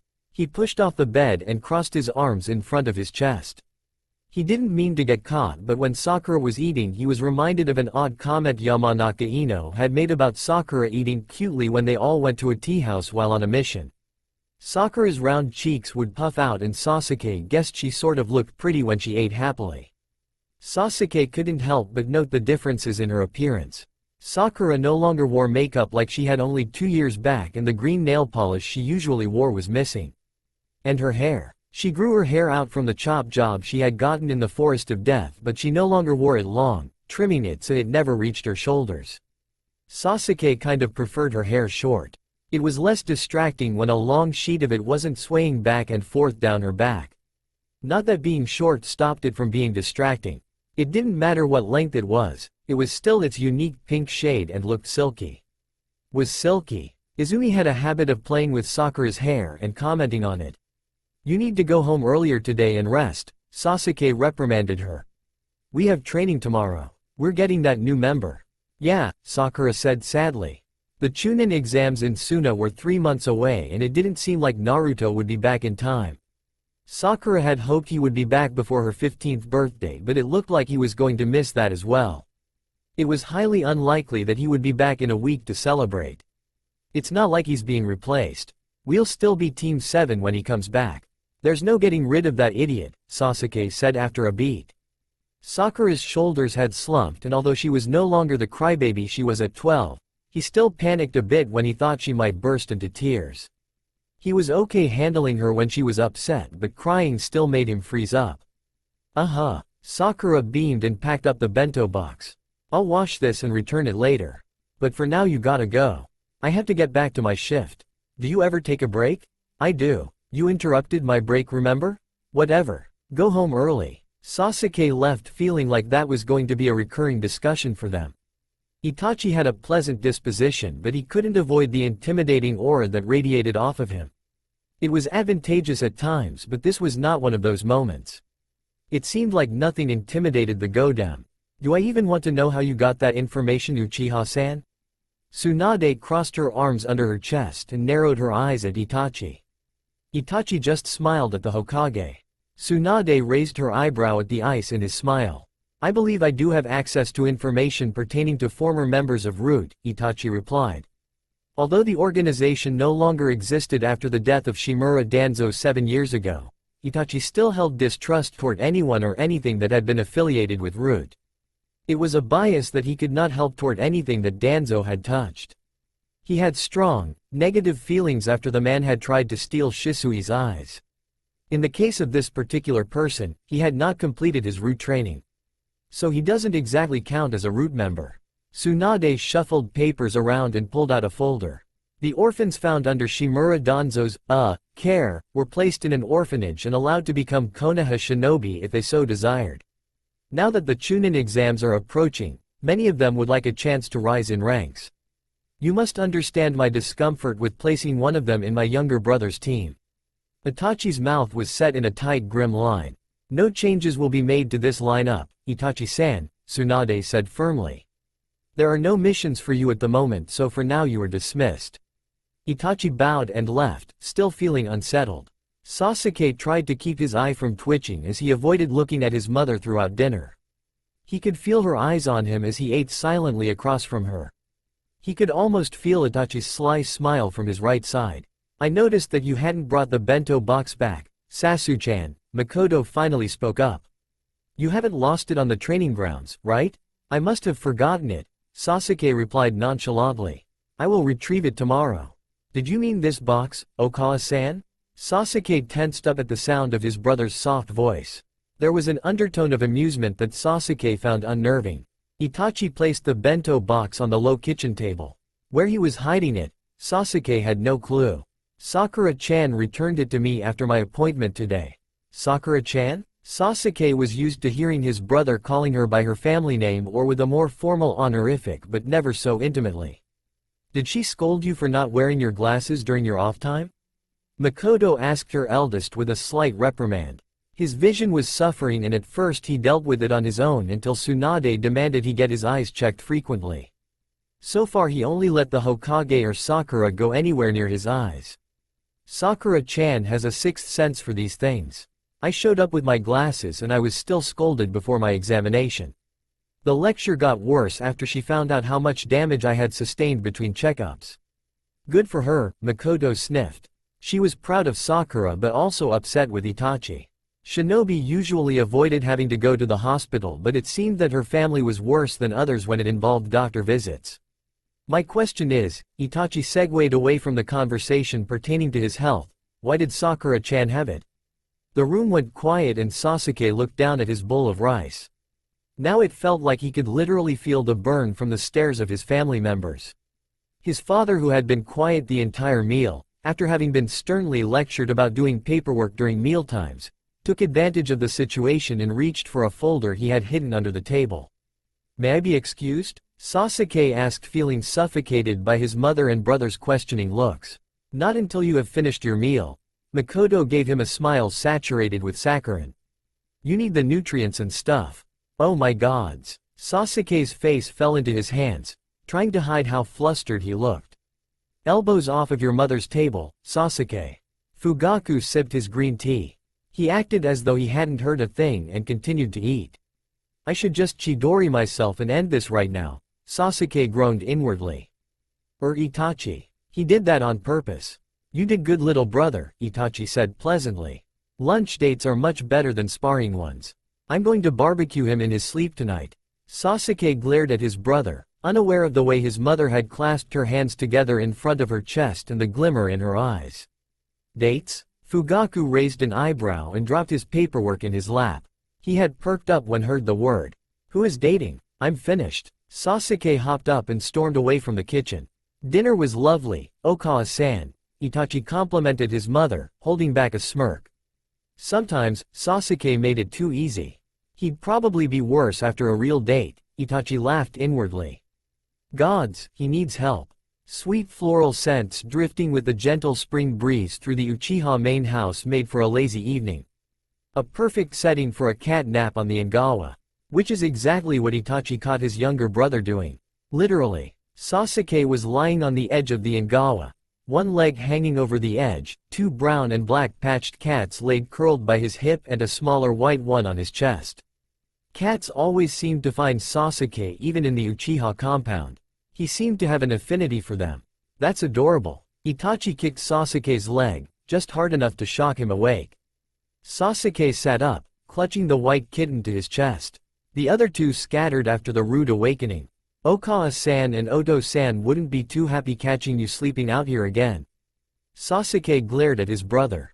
It was Itachi's fault he picked up the habit of sleeping out on the Ingawa when the weather was pleasant. He had even ditched him to let him get caught by his parents in the morning after the first night he suggested it. So who's this guy? Itachi reached over to pet the little kitten. The kitten hissed at his hand, taking him aback. Although Itachi was closer to crows, all animals loved him including cats. Her name is Hisui. Sasuke lightly scratched under the kitten's chin and she purred, pushing her face against his hand. I found her under the Ingawa a while back and she's been following me around since. Shaking off the fact that his younger brother had successfully kept a cat a secret from his family for so long, Itachi took another look at the cat's tiny face. Above the pinkest nose he's ever seen were a pair of stunning jade eyes. That explained the name. Oto-san will not let you keep this cat, Itachi warned. Although Sasuke played with cats he came across and had once tried to sneak a box of kittens into the compound at the age of 7, Sasuke never actually went as far as naming any of them. Their father wouldn't let them keep pets so he never named them so he wouldn't get attached. I'm not going to, Sasuke mumbled. I'm giving her away as a gift. Itachi blinked at that. It wasn't that Sasuke wasn't capable of giving gifts. It was just that Itachi didn't think there was anyone outside of their immediate family that Sasuke would trust enough to care for a living thing. You're back early from your mission. Although Tsunade had claimed not to have a mission for Itachi, he received a summons the next day and was leaving the village right before Sasuke was to meet his new teammate. It was simple. So how's your new teammate? Itachi asked. He sat down on the Ingawa and tried to catch Hisui's interest. She eyed his palm and then turned her head into Sasuke's stomach. Hisui's too attached to you. Honestly, Sasuke sighed and lied back on the Ingawa. One arm bent behind his head and the other one holding on to Hisui. He's a. There was something unsettling about the smile on the pale boy in front of him that made Sasuke's jaw clench. There was nothing about that smile that told him the boy before him was trustworthy. This is Sai, Kakashi introduced him. He will be a part of Team Kakashi for the Chunin exams coming up. Sai? Sasuke raised his eyebrow. He had his arms crossed in front of his chest and stood guarded. Just Sai, no family name? Not everyone comes from such an extinguished clan. Princess Chicken Ass. Sai spoke in a monotone, the smile still on his face. Sakura gasped and Kakashi coughed, hiding his shock. Did you mean to style your hair like that? What did you just call me? Sasuke asked through gritted teeth. He stepped up to Sai, standing an inch away from his face. Sorry, princess. I don't swing that way. Sai continued to smile even as Sasuke grabbed the front of his asymmetrical sleeved, high-collar shirt. Sasuke's eyes widened at the statement and his jaw clenched even harder. Relax, Sakura whispered in Sasuke's ear. She brought a hand to his elbow and a green glow emitted from her hand. You need to calm down. Sasuke was overcome with a soothing sensation sweeping across his body. His brain tingled with a pleasant sensation and he released his hold on Sai. Sakura's chakra was always gentle and warm. It was so calming to bask in its presence. We're going to need to get along, Sakura told him gently before removing her hand. Sasuke lamented the loss of the soothing chakra but he stepped back from Sai. Don't let him frustrate you. It's not worth it. Sasuke looked down at Sakura and was reminded of the fear in her eyes when he lost control over 2 years ago. Guilt weighed heavy in his stomach. He gave her a nod and she smiled up at him sweetly. I'm Haruno Sakura. Sakura introduced herself, holding her hand out to Sai and giving him a forced smile. She wasn't completely on board with having a new teammate but she was going to make the best of it. It's nice to meet you. What an ugly smile. Sai took her hand, smiling his creepy smile. That's nothing like the one you gave Uchiha Haim. But I guess I can get along with a somewhat friendly hag. What? Sakura hissed, a vein on her forehead throbbing. Before Kakashi could stop her, she punched Sai across the face sending him 20 feet across the clearing. Let's get along, huh? Sasuke smirked at Sakura who ended up blushing and laughing nervously. He's okay skill-wise but he pisses Sakura off a lot, Sasuke said with a scowl. There was a pause and he chuckled. It's fun watching her clear him straight across the training ground though. What, you don't stand up for her? Itachi teased and Sasuke deadpanned. Sakura can more than handle him. Sasuke stood up and stretched. The kitten in his arms yawned, revealing tiny canines. I have to go put Hisui in my room before Oto-san comes home from the station. You still haven't told me who she's for, Itachi called after him. Sasuke just lazily waved his hand at him without looking back. I wonder. Sakura woke to the soft patting of a tiny paw on her face. A soft, furry face rubbed against her forehead. I'm up He-chan, Sakura giggled. She had the kitten for 2 weeks now and she had already adjusted to Sakura's schedule, always chirping for attention right before the alarm rang. Sakura rolled onto her back and stretched out her limbs. Another day of work followed by teamwork drills, she sighed. Sai was actually a great fit and his combat skills made up for his terrible social skills. She couldn't help but feel disgruntled whenever she saw him. He wasn't Naruto and he always called her, Hag.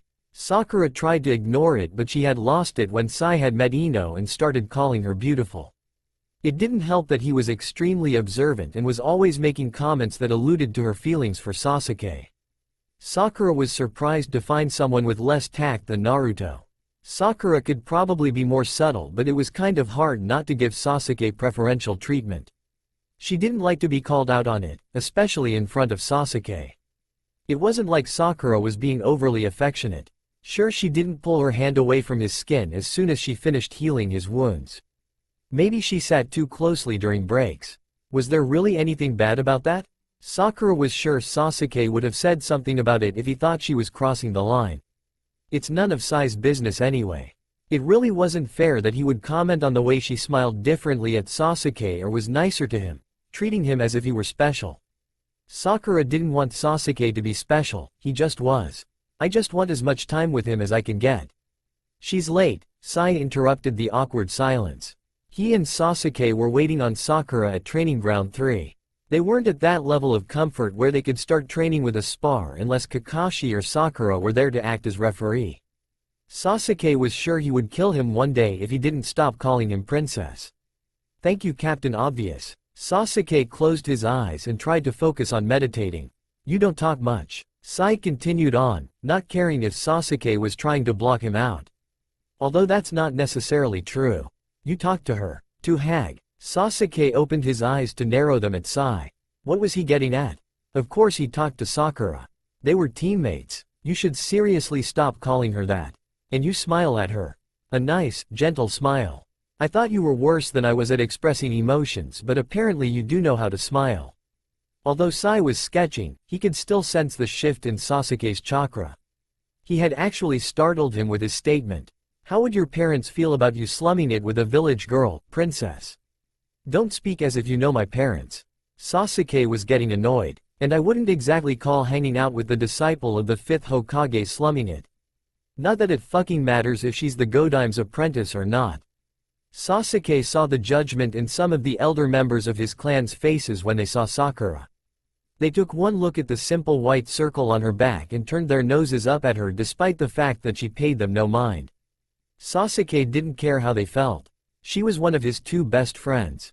Despite her temper, there was no one he knew that was kinder or more gentler than Sakura. Well, maybe Naruto. He had a habit of attempting to befriend everyone he met. Hanging out, you say? Sasuke watched as Sai pulled out a book from his weapons pouch. He flipped it open and pointed at something on the page. Are you sure you're not participating in the ritual of courting? You escort her everywhere after we meet. You bring lunch to her workplace. You have a special smile you show only to her. There's a weird UAL tension after she has touched you, even in an innocent manner such as for healing. You two are dating. Sai just barely missed getting hit with a Kaden. Sasuke had let him babble until he got to the part about UAL tension. That struck a nerve with Sasuke. Sure, he leaned in a little too much into Sakura's touch during healing sessions, but he never had perverse thoughts about their medic Nin when she was doing her job. Are we sparring now? Sai asked, tilting his head as if confused, his smile still gracing his face with its oddness. He backflipped to dodge a wave of shuriken and pulled out his giant scroll. Okay, I guess we're sparring now. Makoto came home from tea with Mebuki to find a pair of knee-high Nin sandals for small feet placed neatly next to her son's at the front entrance of her home. Recognizing who they belonged to, she quickly made her way to the area of her house where she could feel the gentle strum of Sakura's chakra almost masked by the stronger pulse of Sasuke's chakra. Makoto was about to call out to the teenagers until the sight before her stopped her in her tracks. Out on the Ingawa, with her back towards her, sat Sakura with Sasuke lying down with his head in her lap. There was a green glow coming from the hand Sakura was using to touch her son. "I really shouldn't heal you. Just to teach you a lesson," Sakura chided him. "You shouldn't let idiots goad you on." Sasuke let out a snort. "I don't want to hear that from you." Sasuke had his eyes shut so he couldn't see his mother, but Makoto could see him clearly, and she saw the way the corners of his mouth upturned into a gentle smile. It was small, but there was a warmth to it. "You could have gone a little easier on him. Healing him almost exhausted me." Sakura finished healing a cut on Sasuke's cheek. There was a very subtle movement, but Makoto could have sworn that Sasuke was moving towards Sakura's touch. But it didn't. "You don't waste chakra. Your control is perfect." "Flirting? My baby is flirting?" Makoto felt heat pool into her cheeks and turned to head into her kitchen. There was something about what she just saw that made it seem like she shouldn't be around to witness it. Makoto shuffled around her kitchen, pulling out items and ingredients for dinner. She tried to distract herself with the act of cooking, but her mind kept wandering to the scene she had just witnessed. She kept picturing the two of them in her mind with the pleasant aura radiating off of them. She kept picturing a white ring molding into an Uchiwa. Sakura had hoped that Naruto would mature with the years spent traveling and training with a Sannin. She had hoped. She should have kept her expectations low. "I go through a growth spurt and you're still taller than me," Naruto complained. Sasuke just smirked at him and kept his hands in his pockets, holding himself all smugly. "It's 2 centimeters. Why is he griping over 2 centimeters? At least he's not the shortest one anymore." Sakura rolled her eyes. She felt a tinge like a hypocrite since she and Ino had an argument over their height and weight the other day. Ino was a bit taller and curvier, which made Sakura weigh just a bit less. Sakura refused to believe it was due to starvation because she was constantly in work mode like Ino had scolded her. Sasuke and his mother made sure she had something to eat every day around lunchtime. "You haven't changed a bit, Sakura-chan." Naruto pulled Sakura into a hug and swung her around. "You're going to drop her, moron." Sasuke reprimanded him, gently pulling Sakura out of his hold. Naruto raised an eyebrow and gaped at his friend. There was something weird about him. What was weird about him? What's with the weird outfit? Naruto questioned Sasuke. He was wearing a light gray shinobi uniform under a black flak vest. On the long sleeves of his top was the Uchiha crest atop of a 4-pointed star.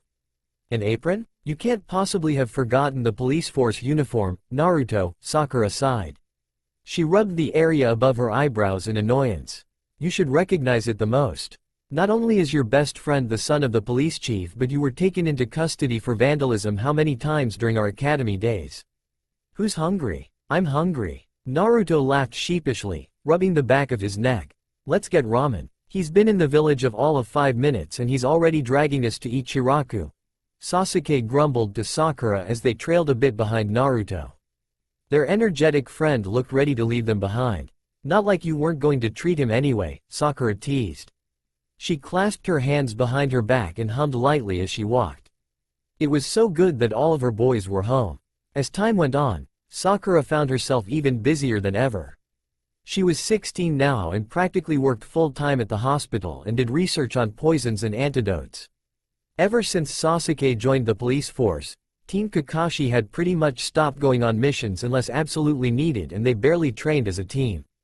Sai would have probably disappeared into the background had it not been for the two of them bonding with him during their Chunin exams. It also helped that Ino kept insisting on everyone getting together whenever possible and inviting him to everything. Sai was blunt and had no filter, so he made the rest of the rookie 9 and teen guy uncomfortable sometimes, but after a full year of knowing him, Sakura and Sasuke were somewhat used to him. "I wanted to sit in the middle, jerk." Naruto jabbed Sasuke's shoulder with a pair of chopsticks. "You never let me sit in the middle." "Whatever, loser. Just order your miso ramen." Sasuke ordered his and Sakura's usual at the stand. When the food came around, he took a pair of disposable chopsticks and broke them apart for her. Naruto watched his friends and almost dropped his third bowl of ramen as it made its way to his mouth. There was a weird air about them as they ate their meal. Sakura was talking animatedly about something at the hospital and Sasuke just watched her with a soft smile. It was starting to creep Naruto out.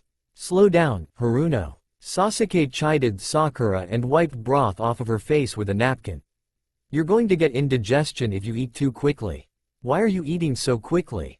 I left some work at the lab that I really want to get back to this afternoon. You're supposed to have this afternoon off, Sasuke reminded her, his voice heavy with annoyance. It will be really quick, I promise. Sakura clasped her hands in front of her chest and gave him a pout. Sasuke averted his gaze, the tips of his ears turning red. 1 hour, Sasuke grumbled. You get 1 hour. We'll pick you up in front of the hospital or I'll drag you out again. Of course. Sakura tipped her bowl back, careful not to drop any broth, and then jumped down from her stool. When she tried to pay for her meals, Sasuke stopped her. You paid last time. Fine, but you better let me pay for you next time we have dinner. Naruto waited for Sakura to be long gone before turning to Sasuke, who was eating his ramen with an impassive look on his face. What the hell was that? Naruto shrieked, spitting broth everywhere. Sasuke punched him on the top of his head and told him to settle down. How can I settle down when you and Sakura-chan have started dating and no one told me anything? I don't have the money I owe Ino for losing the bet. We're not dating, Sasuke answered hoarsely, coming down from his coughing fit after swallowing broth down the wrong pipe. Naruto had really caught him off guard. We're just friends. I see someone else has noticed the awkward UAL tension between you and the hag, princess. Both Naruto and Sasuke jumped at the sound of Sai joining in on their conversation. Neither one of them had noticed him sidle up to them and sit on the stool Sakura had used. We need to get you a fucking bell, Sasuke said through gritted teeth. Sai had a habit of just showing up whenever. Sasuke was getting really good at sensing chakra signatures, and Sai still managed to sneak up on him in social situations. Who the hell are you? Naruto narrowed his eyes in his suspicion. Sasuke rolled his eyes at him. He hadn't quit slurping his noodles as he started interrogating Sai. I'm Sai. Sai gave him his creepy smile and Sasuke waited for the expected nickname. You must be the less wonder. Yep, there it was. What did you call me? Sasuke finished up his meal, ignoring the bickering as though he weren't right in the middle of it. He sighed when he realized there was still 45 minutes before Sakura was to be picked up. 21. Itachi was 21 and he and Izumi still weren't married and giving her grandbabies to spoil. Makoto was beyond pissed. Ida-chan, Okawa-san. Itachi smiled pleasantly at his mother. He and Izumi sat in respectful Seiza form across from his mother and father in their sitting room. Izumi kept her gaze down. She had seen her auntie upset before, but there was something far more frightening about the icy close-lipped smile she was presenting them at the moment. Chi-chi-ue. Itachi bowed slightly toward his father, who looked just as uncomfortable as Izumi felt. Fugaku had just wanted a calm and relaxing lunch with his wife. He hadn't expected to be ambushed into an informal meeting with his eldest son and his girlfriend. I think you know why we are all here, Makoto began calmly. She slid a black leather folder across the table. On the front was the Uchiha crest. Itachi's jaw muscle twitch. It was an Omiai folder. We wanted a Renate Kekon for you, Itachi. Just like your mother and I had. Fugaku took on the demeanor of a clan head. He dropped the unsettling feeling of being forced into having this conversation. You're an adult now. We held back the elders from setting up arranged marriage meetings because we believed that you and Izumi were involved and in a serious relationship. We are in a serious relationship, Itachi countered. We just do not wish to marry or have the children Okawa-san desires yet. I would like to be a Junin instructor. Izumi informed her future in-laws. I would much rather be a teacher than a mother right now. Shisui is quite the handful as it is, Itachi joked. Makoto's face flushed crimson. Shi-chan is your cousin. Your older cousin. He is not supposed to be a handful for you to take care of. He's a police captain, for goodness sake. We think of him as practice, and so far we're not parent material. Itachi continued to tease his mother. Izumi had to hold back from giggling. But now that we are all up to date on the status of Mai and Izumi's plans for the future, we must get going. I have a mission and Izumi is getting her first Genin team today. We're not finished with this discussion, young man. Makoto called after him. She slumped back, all energy gone. Fugaku rubbed her shoulders and she sighed, patting his hand. That went better than expected, to be honest. You were no help, dear husband. Makoto stood up and grabbed the empty folder from the low table. The folder was merely an empty threat. We were being pushy and that doesn't work with Itachi. Fugaku sighed. He followed his wife into the kitchen, grateful that she had already prepared lunch. She must have also known that their meeting would not last long since she didn't worry about the food cooling. I suppose you're right. Makoto joined her husband at the low table. She sighed inwardly. The son Pushy could work on isn't even 18 yet. Not able to legally wed yet. Sasuke grimaced and scooted away from his snoring blonde friend. His head throbbed when he realized he would be the one to drag him home. Don't worry, Sasuke-kun. Sakura leaned against his arm on the other side of him, still awake but far from sober. I'll help you with Naruto. Sure you will, lightweight. Sasuke smirked down at her when she pouted. Team Kakashi had met up with Team 10 and threw Naruto a welcome home party. A few jokes at Sasuke's expense due to his police force status didn't deter the teens from their plans to get involved in a little underage drinking. It sucks that Hinata couldn't come. She missed Naruto a lot. Sakura snuggled against Sasuke for warmth. He radiated heat all the time. She was sure it was due to his fire chakra nature. She's so sheltered. If Team 8 came they would have been too loud and we would have gotten caught. You mean Kiba, Sakura giggled. Keeping track of Naruto had been enough for one night. Ah, Sasuke fell onto his back and stretched his arms over his head. He blinked up at the night sky. The training grounds were really the only place they could go to fool around without the adults finding out. Sasuke turned his head to the side and saw Sakura still sitting up. That wasn't right. He tugged on her arm until she fell back to lie next to him. Sakura squealed but scooted until she lied in the crook of Sasuke's arm. Warm, Sakura sighed. Glad I can be your personal space heater, Sasuke scoffed. He was only teasing. He liked the tingly feeling that ran up the places where Sakura's body touched his, and the feeling only intensified when he was slightly inebriated. He wrapped an arm around her waist and pulled her closer so that his nose was buried in her hair. Over the years Sakura's smell only changed slightly. She still smelled of something floral and fresh linens, but there was an undertone of something antiseptic, a scent she picked up from the hospital. Should we leave? Sasuke's body tensed up. He forgot Sai was still awake. He sat up to see Sai smiling at him, Ino's head resting in his lap. Sasuke would comment, but he knew Sai would turn anything he said around on him. He also wasn't sure if Sai and Ino were dating or not. He seemed to listen to her more when it came to learning social cues. Completely forgot we were here, didn't you, forehead? Ino smirked. Sakura flushed pink and waved her hands around in denial. That was flirting, right beautiful? Yes, it was Sai-kun. Well, I lost my buzz. Sasuke stood up quickly and grabbed Naruto's leg. Going to take the moron home now. You can't just drag him, Sasuke-kun. Sakura chased after him and lifted Naruto up by his arms. Ino and Sai watched them leave the training grounds. I'm learning so much, beautiful. Sai smiled softly at Ino. His facial expressions were getting a lot better lately. But that wasn't right, was it? Sadly, no. Ino sighed and sat up, stretching her limbs. She hadn't actually drunk much so that she could keep an eye on her best friend and the dense Uchiha. Don't interrupt next time. It was getting good. I will try my best. Good. Now walk me home. What? No good night kiss? Shisui appeared at Sasuke's elbow. He had been on night patrol when he spotted his younger cousin outside the Haruno home. What's wrong with everyone? Sasuke scowled. She's my best friend. That's it. But she's so pretty, Shisui teased. You really don't think about it? Pretty isn't all she is, moron. Sasuke's cheeks were a light hue of pink. He had been lying earlier about having lost his buzz.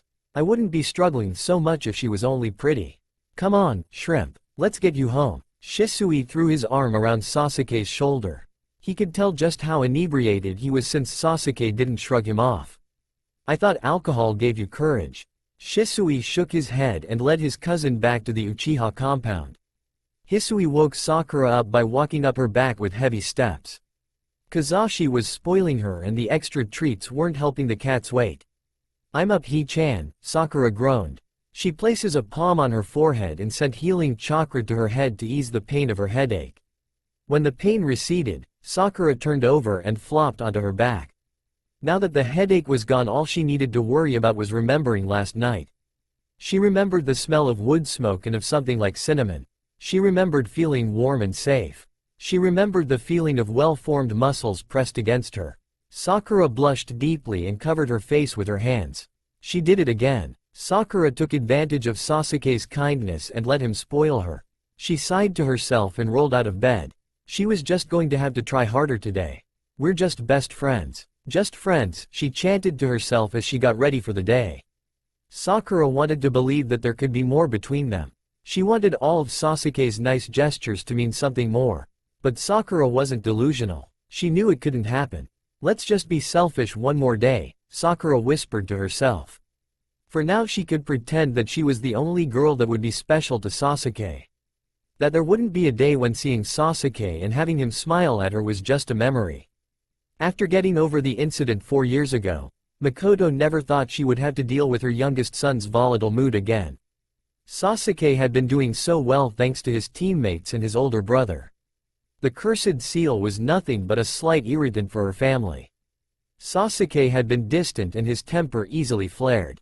It took a while to get him to behave like and be the boy he was before. It was easier then because she knew what was the problem. This time she had no clue.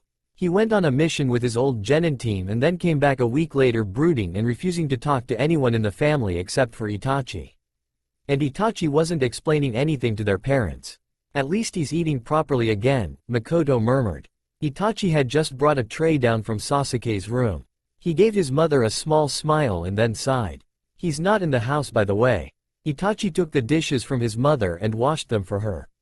He opted to leave via the window. Again, that's what I get for raising shinobi. Makoto patted Itachi's arm. It was the one rule she gave up on having them follow when Sasuke turned 14.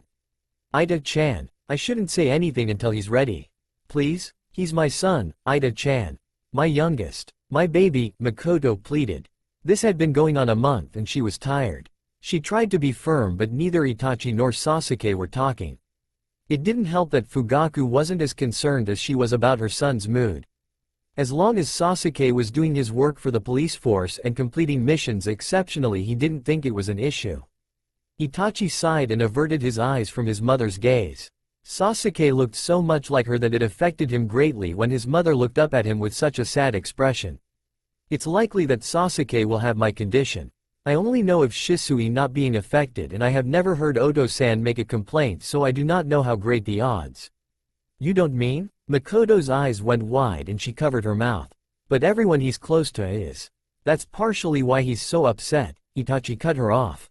He's ashamed of having lost control of his emotions.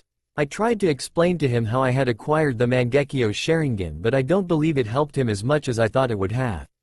Makoto bit her lip to stop it from trembling. They almost lost Shisui the year Itachi was 12. For a moment it seemed that Shisui had died and it was enough for Itachi to gain the Mangekyo Sharingan.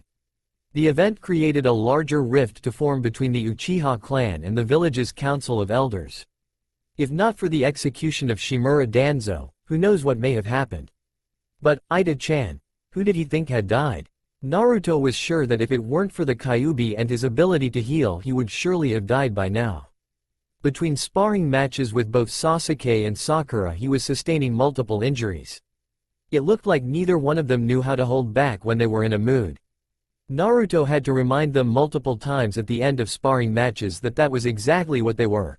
Sparring matches, not fights to the death. Sakura-chan healed those ribs yesterday and you just had to go and break them again.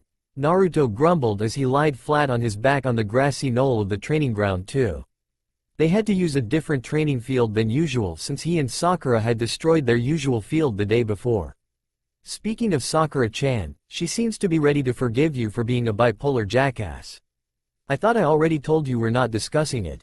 Sasuke glared at his friend. Naruto gave him an unimpressed look and then rolled his eyes. It's not like it was the first time any of us has gotten stabbed before. Stabbed? She was fucking impaled, Sasuke hissed. She wasn't moving. I thought she. I know, Naruto exclaimed. He didn't want to start an argument. He just wanted his best friends to talk to each other again. I was there too. I saw it happen. And guess what? She's fine. Sakura-chan is walking around, very much alive, working at the hospital and everything. Naruto almost groaned aloud when Sasuke just turned away from him. Naruto was fine when Sasuke went all sulky and broody the first week they were back, but now that it was a month later it was getting old. Team Kakashi minus their sensei had been assigned a simple retrieval mission. They just needed to pick up some rare herbs only found in Suna. The simple mission turned into an ambush that led Sakura into being stabbed through her abdomen and poisoned. Luckily their team was close enough to Suna still that they were able to get her to a medical nin named Chio that Sakura had befriended on a previous trip to Suna. Naruto had been concerned for Sakura's well-being, but as soon as she was healed and able to punch him for being overbearing, everything went back to normal. Sai took Sakura's injury the easiest. His concern only lasted until she was healed. Sasuke on the other hand kept flopping between being overly concerned and also pissed off because of her recklessness. It's not like you aren't reckless either, Mr. Use myself as a human shield. Sasuke turned back around and opened his mouth to say something, but Naruto cut him off. It is so the same thing. We're all idiots that throw ourselves in front of attacks for each other. We have a problem and I blame Kaka-sensei for it. Naruto stood up and dusted himself off, only wincing a little bit from his injuries. He planned to see Sakura again, but first, ramen. I'm tired of being the reasonable one and I'm hungry. I deserve some ramen. You're going to die by ramen. Like that's possible. Naruto rolled his eyes. Speaking of food, I bet Sakura-chan hasn't eaten dinner yet, and I bet she hasn't had lunch either. Someone hasn't been making sure that she eats proper meals. Someone should go check on her.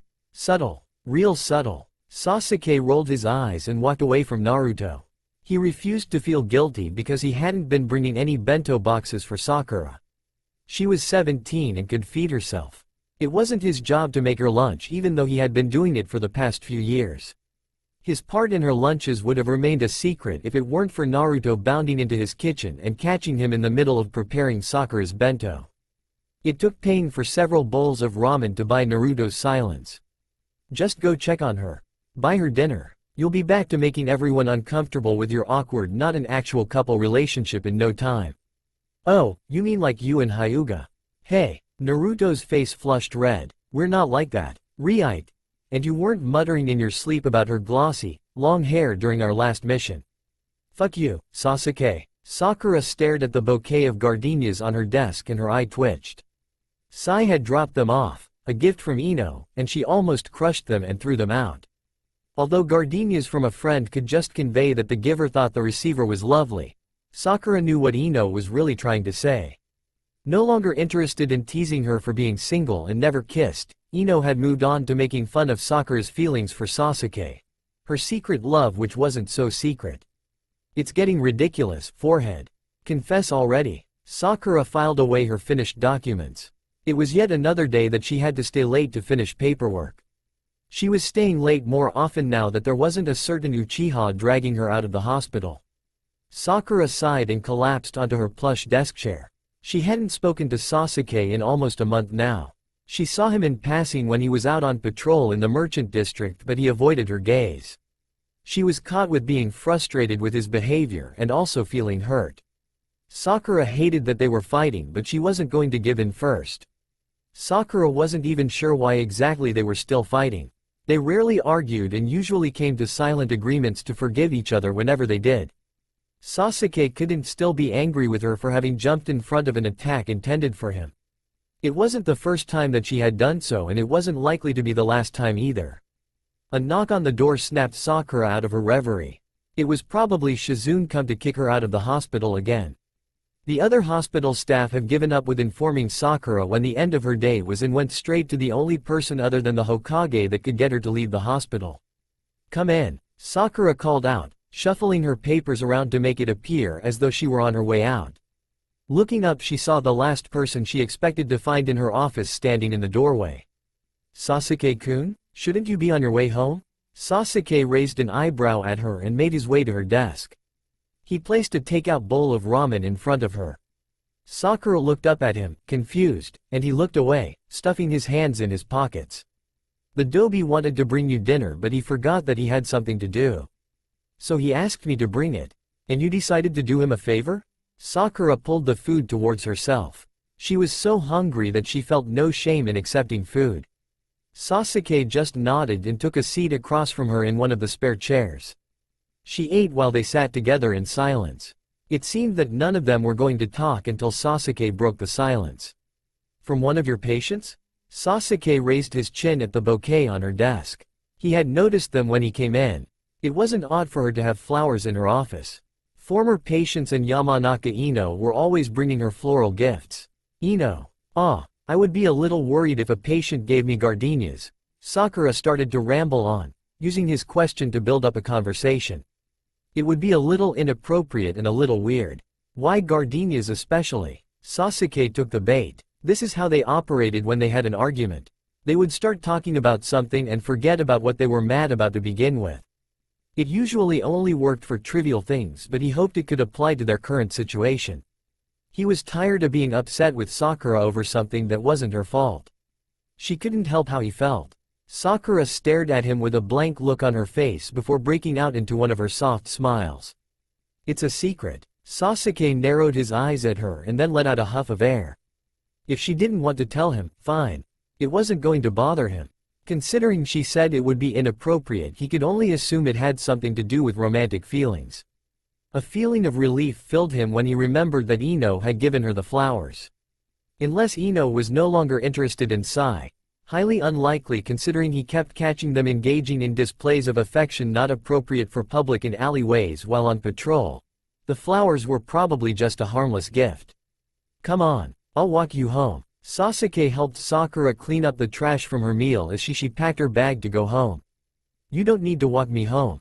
I'll be fine on my own. Sakura narrowed her eyes at him. Escorting her home was an innocent gesture, but after his initial overprotective reaction to her getting stabbed, she was wary of his behavior. She wasn't some delicate creature that needed protection. I know I don't need to. It's just been a while. Sakura blinked at that. She didn't want to get her hopes up, but her stomach became airy. Maybe, just maybe, Sasuke had missed spending time with her too. And walking her home gave them just a little more time together. Okay. Sakura pushed ahead of him, trying to hide the flush of pink on her face. Sasuke fell face first on his bed. He was so heavily distracted that he didn't even realize that he actually used the front door to enter his home. He had been using his bedroom window to avoid any unwanted questions from his mother. Sasuke didn't want to believe that it had meant anything that Sakura's supposed death had activated his Mangekyo Sharingan. He had originally believed that the only people close enough to him to cause that kind of emotional trauma was Itachi or Naruto. And even then he believed that it would require their actual death. Somewhere along the way, Sakura had become that important to him.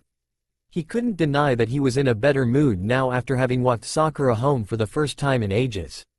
Just being in her presence made his chest warm, and he caught himself smiling as she rambled on about the goings-on at the hospital for the past month that they hadn't spoken. Sasuke had missed her. He had missed her chatter and her smiles. He missed watching her eat food he had brought for her, and he had missed walking her home after a long day. He missed the way her eyes glowed under the soft porch light when he dropped her off at home at night. He had missed her silvery voice wishing him good night and telling him that she would see him later. I'm fucked, Sasuke mumbled into his pillow. That's all for now. If you want to see next part, then please like this video and subscribe my channel. Thank you.